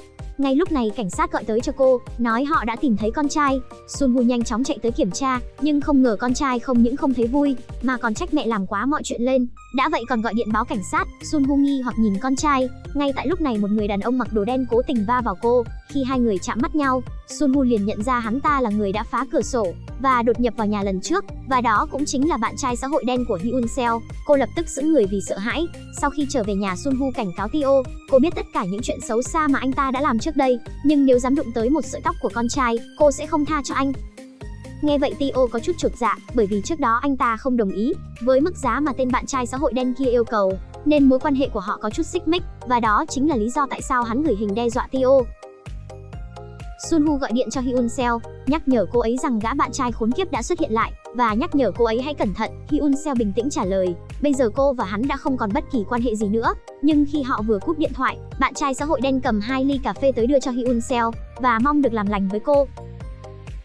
Tio rất sợ hãi, sợ rằng tên kia sẽ làm điều gì đó gây tổn hại đến con trai mình. Cuối cùng quyết định đồng ý với cái giá chát cắt cổ của hắn ta, nhưng điều kiện là hắn ta phải giao ra chiếc điện thoại mà họ đã dùng để nói chuyện. Trên đường về nhà, Tio rơi vào trầm lặng. Anh ta đã nghĩ đi nghĩ lại, liệu trong lòng mình có còn yêu Sun Woo hay không? Nhớ lại cảnh Sun Woo và đồng nghiệp nam chạm tay nhau, Tio lúc đó đột nhiên cảm thấy rất ghen tị. Dù cô đã không còn là vợ anh ta nữa, nhưng anh ta vẫn không cho phép cô ở bên cạnh một người đàn ông khác. Chuyển sang một cảnh khác, Sun Woo đang ngồi một mình trong nhà uống rượu vang đỏ, nhìn lại hình ảnh gia đình 3 người hạnh phúc ngày xưa. Đột nhiên có tiếng gõ cửa. Sun Woo mở cửa ra thì nhìn thấy trước mặt là chồng cũ Tio. Cô hỏi anh ta tại sao lại tới đây, nhưng Tio không nói không rằng trực tiếp đi thẳng vào nhà. Nhìn thấy những đoạn video đang phát trên màn hình máy tính, anh ta cười kinh bỉ, chế nhạo Sun Woo có phải muốn quay lại vòng tay anh ta một lần nữa hay không. Sun Woo đứng yên không nói lên lời. Tio cảnh cáo cô mau chóng rời khỏi đây, cuộc sống của anh ta sẽ hoàn hảo nếu không có cô xuất hiện. Nói xong thì lập tức bỏ đi, để lại Sun Woo đứng im tại chỗ trong sự mất mát. Hôm sau khi cô vừa đến văn phòng thì bị viện trưởng gọi, ông ta trực tiếp thông báo với cô rằng từ giờ trở đi cô sẽ không giữ chức viện phó nữa. Sunwoo hiểu rõ ràng vị trí của cô sớm muộn gì cũng sẽ mất, nhưng cô không nghĩ rằng người thay thế cô lại là đồng nghiệp nam vẫn luôn ra tay giúp đỡ cô. Cô không hiểu và hỏi viện trưởng ai là người đưa ra quyết định đó. Viện trưởng không còn cách nào đành phải nói sự thật, là do bệnh viện hiện tại thực sự cần sự hỗ trợ của chủ tịch Gieo. Sau khi ra khỏi văn phòng của viện trưởng, Sunwoo vừa hay đụng phải người đồng nghiệp nam kia, nhưng lúc này cô không còn tâm trạng để nói bất kỳ một lời nào cả. Đồng nghiệp nam kia rất ngạc nhiên, quay lại giữ lấy Sunwoo. Lúc này Mi Eun Sok, người lúc nào cũng mơ ước được ngồi vào ghế phó viện trưởng cũng đi qua. Sunwoo liền cố tình nói lớn tiếng chúc mừng đồng nghiệp nam lên chức phó viện trưởng. Sau khi biết tin, Mi Eun Sok há hốc mồm vì kinh ngạc, không ngờ tất cả những gì mà cô ta cố gắng trong thời gian qua lại bị người khác hớt tay trên. Viện trưởng hỏi đồng nghiệp nam kia, rốt cuộc cậu ấy có quan hệ gì với chủ tịch Gieo? Vì đích thân chủ tịch Gieo tiến cử để cậu giữ chức phó viện trưởng, nhưng nam đồng nghiệp lại nói rằng cả hai hoàn toàn không quen biết nhau. Nhưng sự thật là cậu ta chính là tai mắt của chủ tịch Gieo, phụ trách báo cáo mọi động tĩnh của Tio và Sunwoo cho chủ tịch Gieo biết. Cậu ta còn khẳng định Tio chắc chắn vẫn còn tình cảm với Sunwoo, mà nguyên nhân dẫn tới việc hai người họ quen biết nhau là nhờ con trai của Sunwoo. Khi đó con trai của Sunwoo vì muốn trả thù Gia Kyung, vì đã đánh cắp cha của cậu bé đi, dùng những chiếc đinh nhọn nhiều lần làm xước xe của chủ tịch Gieo. Cảnh này bị đồng nghiệp nam nhìn thấy, vì vậy anh ta liền hỏi tại sao cậu bé lại làm như vậy. Chủ tịch Gieo thấy vậy thì ngăn anh ta lại, và cứ thế mối quan hệ của hai người họ được tạo lên. Hôm nay, khi Gia Kyung đang đi trong sảnh khách sạn thì chợt nhìn thấy một gương mặt quen thuộc, đó chính là Hyun Seo của 2 năm trước. Sau đó cô ta lén lút đi theo, liền phát hiện người mà Hyun Seo gặp chính là Sunwoo. Dường như hai người họ có mối quan hệ rất thân thiết. Lúc này Gia Kyung liền hiểu ra, hóa ra 2 năm trước Sunwoo đã sắp xếp Hyun Seo tiếp cận cô. Vì thế sau đó Gia Kyung đã yêu cầu Hyun Seo trở thành nhân viên massage cho mình. Hyun Seo nhìn Gia Kyung trước mặt nhưng sắc thái chẳng hề thay đổi. Gia Kyung hỏi Hyun Seo rằng cô có phải là tai mắt của Sunwoo hay không. Hyun Seo liền đáp lại, lẽ nào những điều mà cô làm không có gì là xấu hổ sao? Gia Kyung sau khi nghe những lời đó thì vô cùng sốc. Sunwoo đến sân golf một mình tìm chủ tịch Gieo, trực tiếp hỏi ông ta việc ông ta đứng tên đầu tư, rồi can thiệp vào việc thay đổi nhân sự của bệnh viện, không phải là đã vượt quá thẩm quyền rồi hay sao? Chủ tịch Gieo chỉ mỉm cười và nói, ông ta phải làm mọi thứ vì con gái mình, loại bỏ tất cả các chướng ngại vật trước mắt. Ông ta còn hứa rằng nếu Sunwoo đồng ý rời khỏi thành phố này, thì sẽ trả cho cô một khoản phí bồi thường khổng lồ. Đây chính là khí khái của những kẻ giàu có. Sunwoo cuối cùng cũng hiểu ra, con cáo già này chính là kẻ thao túng ẩn mình trong bóng tối, nhưng vì con trai mình, cô sẽ không dễ dàng đầu hàng như vậy. Tối đó Sunwoo tới nhà tìm đồng nghiệp nam kia, hỏi anh ta làm sao quen biết được chủ tịch Gieo, nhưng người bên kia chỉ lịch sự mời Sunwoo vào trong nhà, sau đó trực tiếp nói ra rằng mình chẳng hứng thú với vị trí phó viện trưởng chút nào. Lý do anh ta làm điều này là vì muốn bảo vệ Sunwoo, cậu ta chỉ muốn tìm hiểu tiếp theo chủ tịch Gieo sẽ định làm ra thêm chuyện gì. Sunwoo hoàn toàn không hề tin những gì người kia nói, buồn bã nói rằng sau này không bao giờ muốn gặp lại cậu ta nữa. Bên kia bạn trai xã hội đen tiếp tục tìm đến Hyun Seo, hai người cùng ngồi trong chiếc xe hơi mới của hắn ta. Hắn ta đưa cho Hyun Seo một cục tiền và nói cô hãy cùng sống với hắn ta tới cuối đời. Còn số tiền này tất nhiên là do Tio đã trả. Hyun Seo nhìn người đàn ông đứng trước mặt mình, những hình ảnh bị bạo hành lại hiện lên trong tâm trí cô. Dù cho cô ấy rất sợ hãi, nhưng cô không dám biểu hiện ra trước mặt hắn ta. Cô ấy đã trải qua đủ những ngày tháng khốn đốn như thế rồi. Bây giờ người duy nhất có thể giúp cô giải thoát chính là Sunwoo. Người phụ nữ này vậy mà lại tới nhà của sát thủ để chờ sẵn. Tên kia về nhìn thấy Sunwoo thì vô cùng bất ngờ, nói rằng nếu bây giờ cô không ngay lập tức rời khỏi nhà hắn, thì hắn sẽ ra tay với cô. Nhưng Sunwoo nói rằng cô đã sớm biết người đột nhập vào nhà và khiến cô bị thương lần trước chính là hắn ta, và Tio là người ra lệnh. Sau đó hỏi hắn ta mạo hiểm tiền đồ của bản thân vì mấy đồng tiền đó có đáng hay không. Nhưng tên kia vô cùng kích động nói, đừng có quản nhiều tới chuyện riêng của hắn ta. Nhưng Sunwoo lúc này cũng không ngừng từng bước một, nói ra những lời lẽ cay độc kích động tên bạn trai xã hội đen kia. Hắn ta bóp cổ ném cô xuống đất. Lúc này chiếc điện thoại trong túi liền rơi ra, bên trong đang hiện lên giao diện ghi âm. Bạn trai xã hội đen ngay lập tức giật điện thoại rồi xóa đoạn ghi âm, cuối cùng đẩy ngã Sunwoo. Sunwoo nhìn vào chiếc điện thoại di động đã bị hỏng của mình, rồi ngay sau đó lấy ra một chiếc máy ghi âm. Cô sớm đã chuẩn bị kế hoạch 2 cho mình rồi. Cuộc nói chuyện khi nãy của hai người bọn họ chính là bằng chứng vô cùng hữu dụng. Lúc này Hyun Seo đem theo hành lý đi tới. Cô ấy đã chịu đựng đủ tên bạn trai khốn nạn này rồi. Cô muốn rời khỏi đây và đi tới một nơi thật xa. Sunwoo liền lái xe đưa Hyun Seo tới trạm tàu điện ngầm. Bên này tên bạn trai xã hội đen cũng nhận ra, Sunwoo có thể tìm tới nhà của hắn nhất định là do Hyun Seo đã tiết lộ. Hắn ta tìm đến nơi mà Hyun Seo đang làm việc. Sau khi tìm hiểu thì biết rằng Hyun Seo đã xin thôi việc. Sau khi biết được Hyun Seo đang ở trạm tàu điện, thì hắn ta ngay lập tức chạy tới đó. Hắn ta một bên thì tìm bạn gái, một bên thì gọi điện cho Tio, bắt anh ta mau chóng chuyển thêm tiền. Nhưng Tio trả lời rằng không phải trước đó đã đưa tiền cho hắn ta rồi sao? Thì tên kia liền hét lớn, bạn gái hắn đã bị vợ cũ Tio bắt đi rồi. Nếu Tio không chuyển thêm tiền cho hắn sẽ công khai tất cả những gì mà Tio đã làm và hủy hoại cuộc sống của anh ta. Vì để trấn tĩnh đối phương, Tio nói hắn ta hãy đợi mình ở trạm tàu cao tốc và nói mình sẽ ngay lập tức tới đó. Và cảnh này đã bị đồng nghiệp nam kia nhìn thấy. Sunwoo đưa Hyun Seo đến nhà ga, sau đó còn chuẩn bị cho cô ấy một chút đồ ăn, quàng cho cô ấy một chiếc khăn, sau đó chúc cô ấy sống tốt và quên đi mọi chuyện ở nơi này, bắt đầu một cuộc sống mới. Sau khi hai người chia tay, Hyun Seo kéo theo hành lý rồi đi lên thang máy, nhưng cô ấy không thể ngờ rằng tên bạn trai khốn khiếp kia đã đuổi tới nơi. Vì quá sợ hãi, cô ấy bèn bỏ lại hành lý, nhanh chóng trốn vào bên trong thang máy. Giây tiếp theo, Hyun Seo sợ hãi ngồi bệt xuống đất, còn gã bạn trai xã hội đen thì lạnh lùng nhìn cô. Khi Sunwoo lên xe chuẩn bị rời đi, thì lại phát hiện ra số tiền mình đưa cho Hyun Seo vẫn còn ở bên ghế phụ. Cô muốn quay lại để đưa tiền cho Hyun Seo, nhưng nhìn thấy tàu cao tốc đã rời đi. Nhưng trước một nhà ga trống rỗng, Sunwoo nhìn thấy chiếc vali mà Hyun Seo đã mang theo. Bên này, Hyun Seo đã bị bạn trai xã hội đen đánh cho tím hết mặt mũi. Cô yếu ớt ngồi dựa vào tường, nhưng tên kia vẫn không biết xấu hổ, tiếp tục cầu xin sự tha thứ của cô. Hắn ta hứa rằng mình sẽ không bao giờ làm chuyện như vậy thêm một lần nào nữa. Hyun Seo yếu ớt ngẩng đầu nhìn tên khốn trước mắt. Cô nghĩ tới những chuyện đau khổ mà bản thân đã phải trải qua bao nhiêu lâu nay. Giờ đây cô chỉ muốn thoát khỏi tên này càng sớm càng tốt. Hyun Seo đẩy tên bạn trai ra, cầm túi kéo lê tấm thân vết thương đi xuống tầng dưới. Nhưng cô ấy hiểu rằng tên đàn ông này sẽ không dễ dàng để mình đi. Dù trong phút chốc cô cũng không dám buông lỏng cảnh giác. Khi đang đi xuống cầu thang, đúng như dự đoán, một loạt tiếng bước chân chạy theo sau cô. Hyun Seo bước đi nhanh chóng, không dễ dàng mới trốn vào được bên trong nhà kho, nhưng vẫn bị đối phương đuổi tới.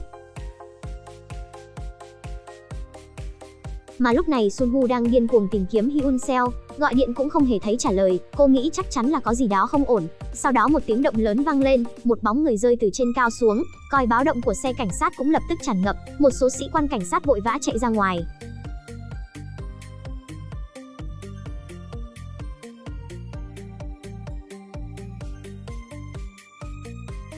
Sunwoo đi qua đám đông thì nhìn thấy những người cứu hộ mang đi một xác chết, mà bên cạnh xác chết có một chiếc khăn dính đầy máu. Mới nãy chính tay Sunwoo đã đeo cho Hyun Seo. Sunwoo không thể tin vào những gì xảy ra trước mắt mình, cô bịt chặt lấy miệng. Một người bạn mới nửa tiếng trước còn trò chuyện vui vẻ với mình, vậy mà nửa tiếng sau đã chia tay như vậy sao? Trong lúc cô ấy đang buồn bã, thì đồng nghiệp nam kia bất ngờ xuất hiện, trấn an cô và nói nhỏ, người bị đưa đi không phải cô bé kia mà là một người đàn ông. Chuyển sang một khung cảnh khác, Tio lúc này còn không dám xuống xe, anh ta bắt buộc phải khiến nội tâm mình bình tĩnh trở lại. Khi anh ta đang trốn trong nhà vệ sinh để kiểm tra vết thương trên cổ, thì đột nhiên Ja Kyung đẩy cửa tiến vào. Dù Tio đã cố hết sức che giấu, nhưng vết xước trên cổ vẫn bị phát hiện ra. Tio cố nén lại sự hoảng loạn của mình và nói rằng bản thân chỉ là bị ngã mà thôi, nhưng Ja Kyung rõ ràng không thể tin những lời mà Tio nói.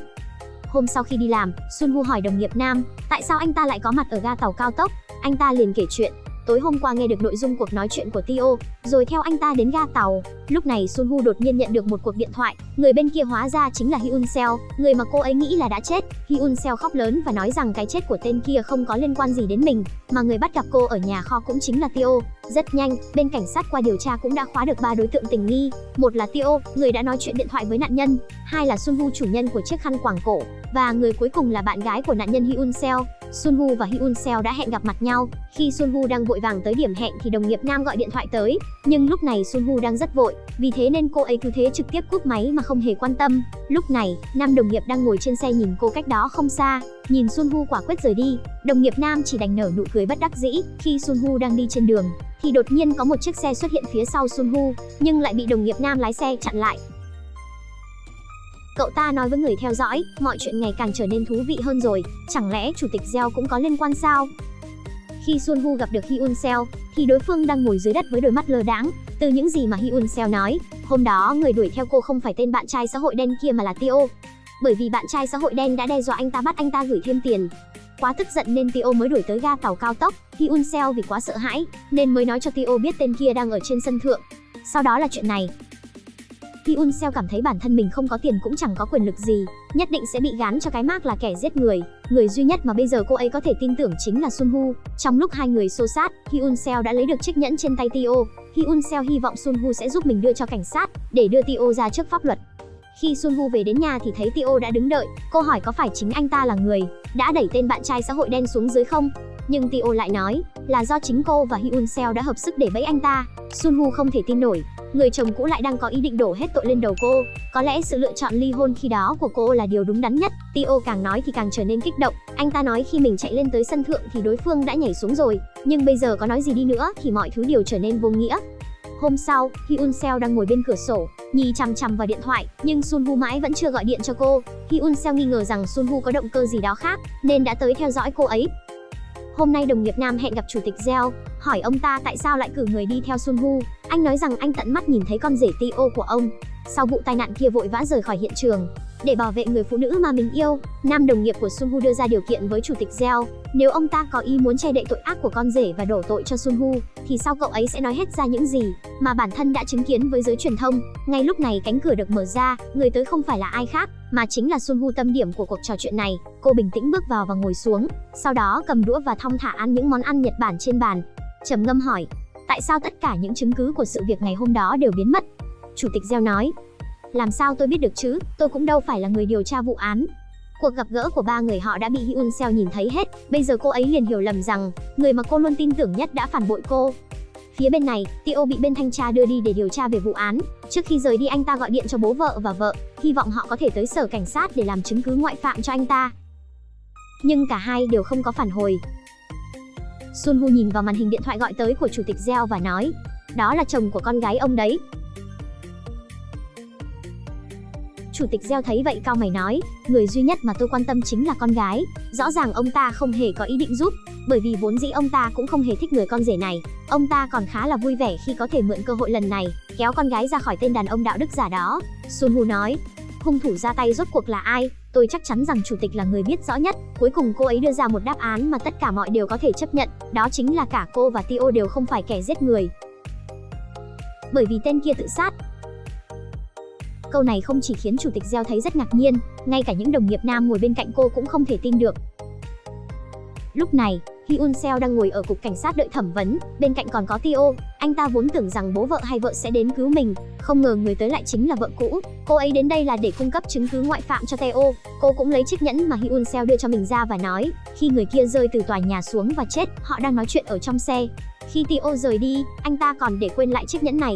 Hyun Seo thấy vậy thì liền lao ra và hét lớn rằng mọi chuyện không phải như vậy. Cô ấy rất thất vọng, cô không ngờ người chị mà mình tin tưởng nhất vào thời điểm mấu chốt lại chọn cách đứng ra bảo vệ chồng cũ, sau đó bỏ lại một mình cô. Cô không thể nào tin nổi lòng người lại lạnh giá như vậy, mà lý do Sunwoo lựa chọn làm điều này đều vì con trai. Cô không thể để cuộc sống tương lai của con trai mình mang theo cái mác người cha là tội nhân giết người. Vì Tio đã có bằng chứng ngoại phạm, bên cảnh sát chỉ có thể chấp nhận thả người. Khi cả hai vừa bước ra khỏi sở cảnh sát, Sunwoo cười và nói, anh sống trong ngôi nhà đó có vẻ không được tốt cho lắm nhỉ, rơi vào bước đường cùng như thế này nhưng lại chẳng có ai thèm để ý. Nhìn bóng lưng Sunwoo rời đi, Tio vô cùng hối hận.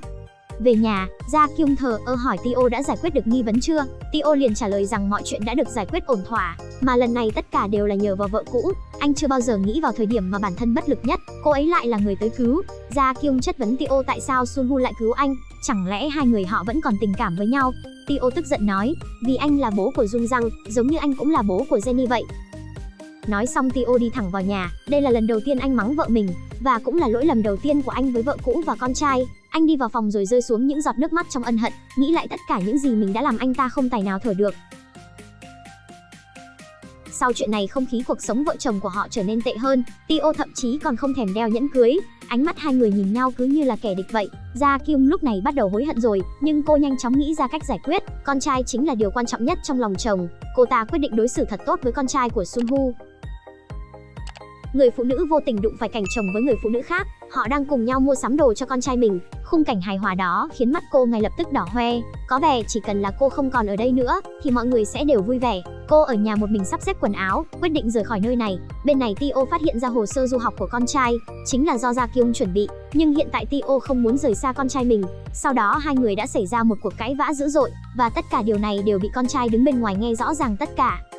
Tio đi uống rượu với Jae Hyuk, tình cờ biết tin Sunwoo sắp rời khỏi thành phố này, không thể chịu nổi sự uất ức và đau khổ trong lòng. Anh ta chạy đến nhà Sunwoo và hỏi cô tại sao lại rời đi.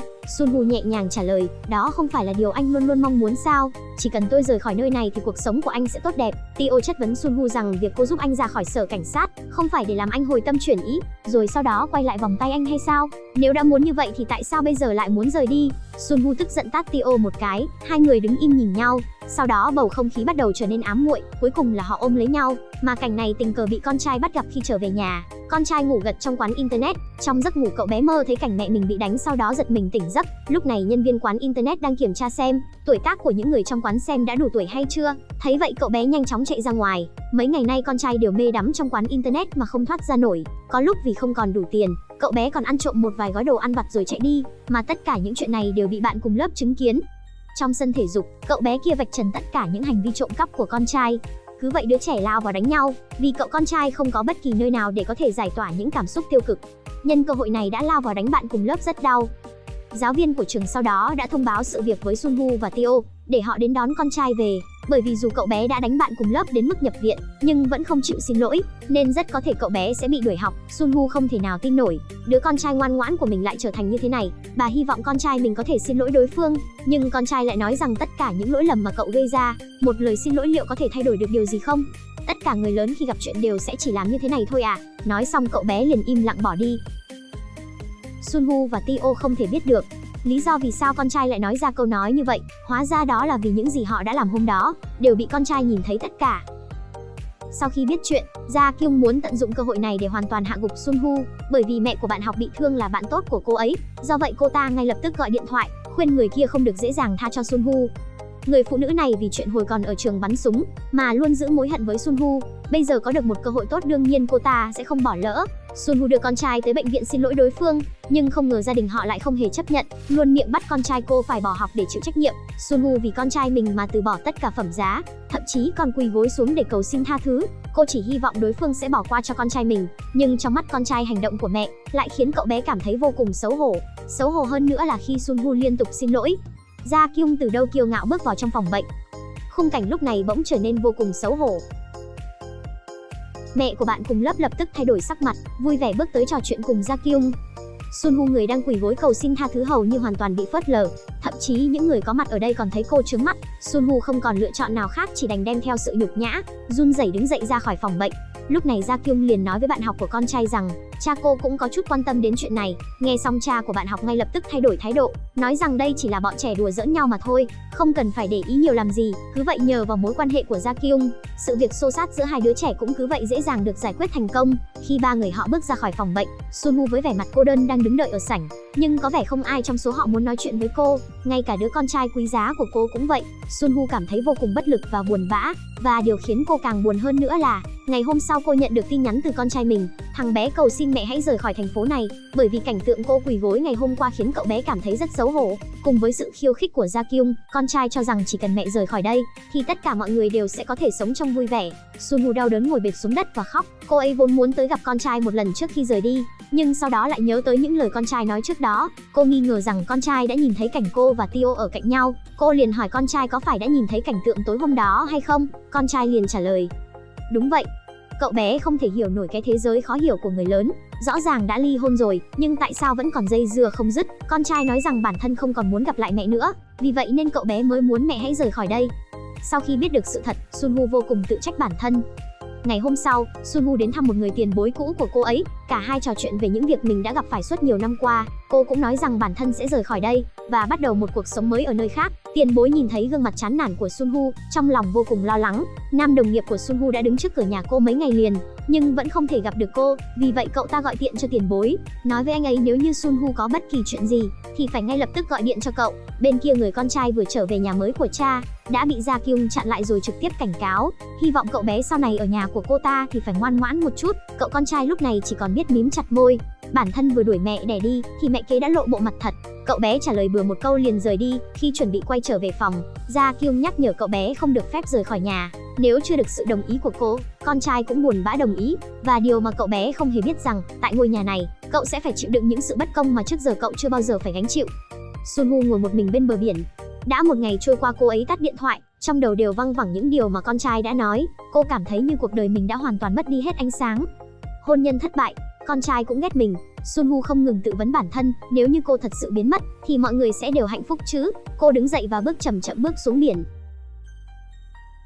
Nam đồng nghiệp chạy tới lo lắng tìm kiếm xung quanh, tới khi anh nhìn thấy áo khoác của Sunwoo cạnh bờ biển, định gọi điện báo cảnh sát thì lại nhìn thấy bóng dáng lấp ló của một người dưới biển.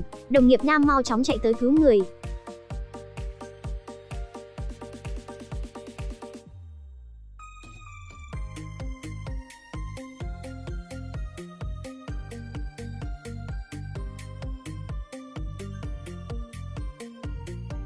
Cuối cùng anh ấy tóm được Sunwoo và kéo cô ấy vào bờ. Sunwoo, không sao rồi, tôi tới rồi. Lúc này Sunwoo không còn kiểm soát được bản thân nữa, tất cả cảm xúc cứ thế được giải phóng ra. Trong vòng tay của đồng nghiệp nam cô khóc rất lớn.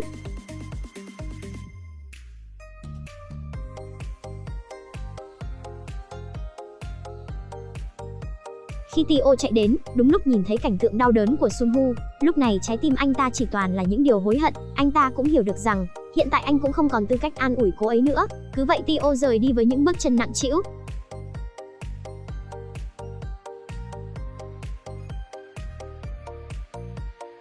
Tối hôm đó, Gia Kyung mời phụ huynh của bạn cùng lớp bị thương đến ăn tối tại nhà. Trong khi mọi người đang uống cùng nhau, thì tiếng khóc của con gái vang lên ở tầng 2. Thấy vậy Gia Kyung vội vã chạy lên lầu kiểm tra. Khi mở cửa ra, cô thấy con gái đang ngồi dưới đất, cùng với đó là những giọt nước mắt lăn dài trên má. Con trai chồng cố gắng giải thích, nhưng ngay lập tức bị mẹ kế cắt ngang. Mày đã làm gì hả?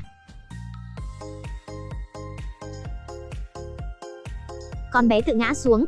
Cái gì cơ, có phải mày đánh con bé không? Những vị khách ở bên dưới thì bất đắc dĩ phải lắng nghe hết những chuyện đang xảy ra. Tio nói mọi người hãy tiếp tục dùng bữa, rồi đi lên lầu tìm hiểu xem có chuyện gì. Sau đó một cuộc tranh cãi kịch liệt nổ ra. Tio khuyên con trai chỉ cần xin lỗi thì mọi thứ sẽ lại trở về như bình thường, nhưng vấn đề chính là cháu không có làm gì hết. Tio không tức giận vì con trai và Gia Kyung cãi nhau, nhưng lý do khiến Sunwoo tự sát đều là vì những gì mà con trai đã nói. Con hãy tỉnh táo lại đi, chỉ vì con mà biết bao nhiêu người phải đau khổ. Sau khi đánh con xong, Tio cảm thấy rất hối hận, nhưng anh ta vẫn rời đi mà không có bất kỳ lời giải thích nào.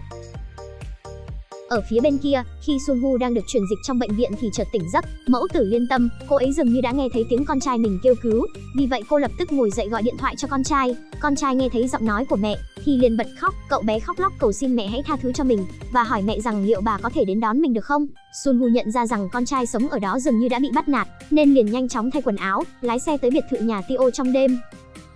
Gia Kyung nhìn vào màn hình thấy Sunwoo nên không hề có ý định mở cửa cho cô. Sunwoo bất lực đứng bên ngoài, không còn cách nào khác, cô chỉ có thể gọi điện cho con trai để thằng bé tự mình đi xuống. Gia Kyung vốn định ngăn cản, nhưng chủ tịch Gieo sớm đã nhìn ra mục đích thật sự của con gái. Cô ta chỉ muốn sử dụng cậu bé này để giữ chân chồng mình lại, nhưng Gia Kyung quyết không để họ rời khỏi dễ dàng như vậy. Sunwoo nắm tay con trai để cậu bé lên xe trước. Có thể nhìn thấy Gia Kyung muốn kết thúc mọi chuyện bằng trận chiến cuối cùng này, vì thế nên không ngại cởi bỏ lớp mặt nạ của bản thân ra. Sunwoo nói: cô muốn con trai tôi như là một vật đảm bảo cho cuộc hôn nhân của cô. Chính là bởi vì cô nhìn thấy chồng cô bắt đầu thay đổi rồi đúng chứ? Cô cảm thấy khó chịu, nhưng để tôi nói cho cô biết, cuối cùng thì cô chỉ là người thay thế của tôi mà thôi. Tio, trước đó đã ngủ với tôi rồi. Câu nói của người phụ nữ trước mặt như sét đánh vào người Gia Kyung. Chồng mình lại nối lại tình xưa với vợ cũ. Cô điên cuồng tới hỏi chồng mình liệu điều này có phải là thật hay không. Nhưng dù đã chuẩn bị sẵn tinh thần, khi nghe chồng thật lòng thú nhận, nước mắt của Gia Kyung cũng không thể ngừng rơi xuống. Nhưng con gái cô không thể sống thiếu tình thương của cha, nên cô chọn cách tha thứ cho anh ta ngay lập tức. Nhưng Tio vẫn không biết ăn năn. Ngay sau khi được Gia Kyung tha thứ, liền chạy tới nhà Sunwoo để đón con trai về. Nhưng con trai khi nhìn thấy Tio thì vẻ mặt lại rất lạnh lùng. Còn nói nếu Tio còn đến đây một lần nữa, cậu bé sẽ báo cảnh sát vì tội quấy rối. Tio đổ hết mọi lỗi lầm lên đầu Sunwoo, trách cô tại sao lại đem chuyện cả hai ngủ cùng nhau nói với Gia Kyung. Cô thấy chuyện đó vẻ vang lắm hay sao? Còn nói may mắn là vợ mình không phải người xấu tính nên mới tha thứ cho anh ta. Sunwoo cảnh cáo Tio sau này không được tới gần con trai cô nữa, nhưng Tio lại dõng dạc nói, rất nhanh thôi, hắn ta sẽ đem con trai trở lại bên mình. Như mọi người đã biết, chính câu nói này đã khiến anh ta mất tất cả. Con trai là tất cả đối với Sunwoo. Cô ấy không cho phép bất cứ ai cướp cậu bé khỏi mình. Đêm đó Sunwoo hẹn gặp Gia Kyung, đem những bộ đồ ngủ và nước hoa mà mình đã cất đi từ lâu, tất cả đổ ra, còn nói đây là những thứ Tio đã mua. Nó giống y như những thứ ở nhà của cô đúng chứ? Gia Kyung nhìn những thứ trước mắt, dù không muốn nhưng cô cũng bắt buộc phải tin. Nhưng cô ta vẫn cố giả vờ thong dong. Cô đã nhìn thấy tất cả những thứ ở trong nhà của tôi, rồi sau đó chuẩn bị những thứ y như vậy, để chia rẽ mối quan hệ của chúng tôi chứ gì, nhất định là như vậy. Sunwoo thấy đối phương vẫn cắn răng không chịu tin, vì vậy liền đưa cô ta tới phòng ngủ của mình, lấy ra những bức ảnh khi cô còn trẻ và cả ảnh cưới. Ảnh của cô giống y như thế này đúng chứ?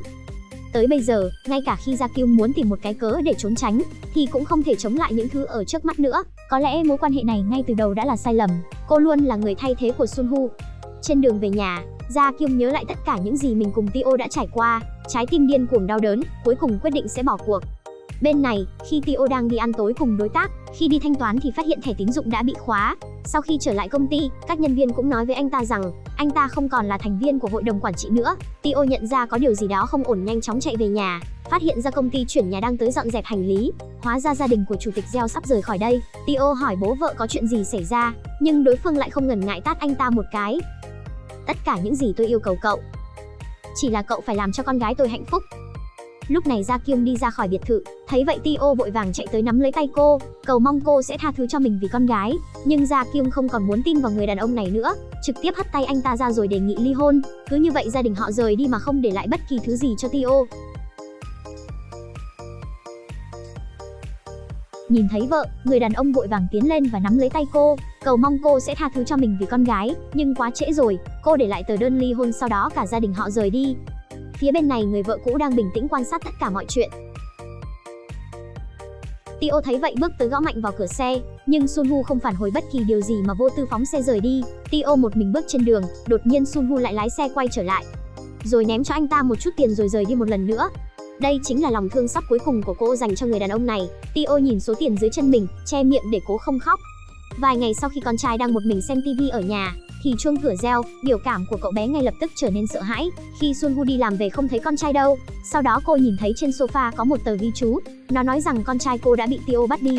Sunwoo vô cùng sợ hãi, cô lo lắng rằng một người bị đẩy tới bước đường cùng như Tio sẽ gây tổn hại đến con trai. Vì vậy cô lập tức gọi điện cho đối phương, đồng thời trấn an anh ta. Cả nhà hãy cùng nhau ăn một bữa cơm gia đình. Nước mắt không ngừng rơi xuống. Tio sau đó đã gửi địa chỉ cho Sunwoo. Hai người họ đang ngồi bên hồ. Khi Sunwoo vừa đến, con trai nhìn thấy mẹ thì nhanh chóng chạy tới. Ba người cùng nhau đến nhà hàng, ngồi cùng một bàn như trước, chỉ là sự ấm áp và hạnh phúc ngày xưa giờ đã không còn nữa.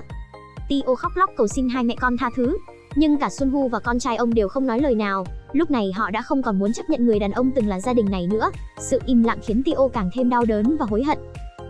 Sau khi bước ra khỏi nhà hàng, Tio chia tay hai mẹ con, còn nhắc nhở con trai mình hãy biết trân trọng những người mình yêu thương.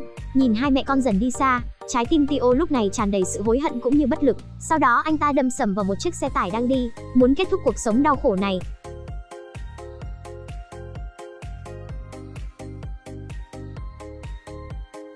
Cha! Rất may tài xế đã phanh kịp thời, một bi kịch cứ như vậy đã được ngăn lại. Sunwoo lao tới kéo Tio lên vỉa hè, cả hai ôm nhau rồi khóc. Sau khi con trai nhìn thấy cảnh này, trái tim cậu bé lại vô cùng rối bời, bởi lẽ cậu không biết làm thế nào để đối mặt với cặp cha mẹ này. Cứ vậy cậu bé lại quay đầu bỏ chạy. Vài năm nữa lại trôi qua, tất nhiên cuối cùng Sunwoo và Tio cũng không hề quay lại với nhau. Sunwoo quay lại bệnh viện cũ làm việc, Tio cũng tìm được một công việc bình thường, họ sống cuộc sống của riêng họ. Cứ vậy cho đến một buổi sáng, cửa nhà mở ra, Sunwoo ngạc nhiên đứng dậy, đó là con trai của cô. Sau nhiều lần bị xã hội này dạy dỗ, cậu bé cuối cũng hiểu được những thứ cảm xúc phức tạp của cuộc sống này, không hề có thứ gì gọi là đúng hay sai. Tôi cũng hy vọng tất cả mọi người đều biết trân trọng những người trước mắt và sống hạnh phúc mãi mãi. Bộ phim đến đây cũng kết thúc, hẹn gặp lại mọi người ở các bộ phim lần sau.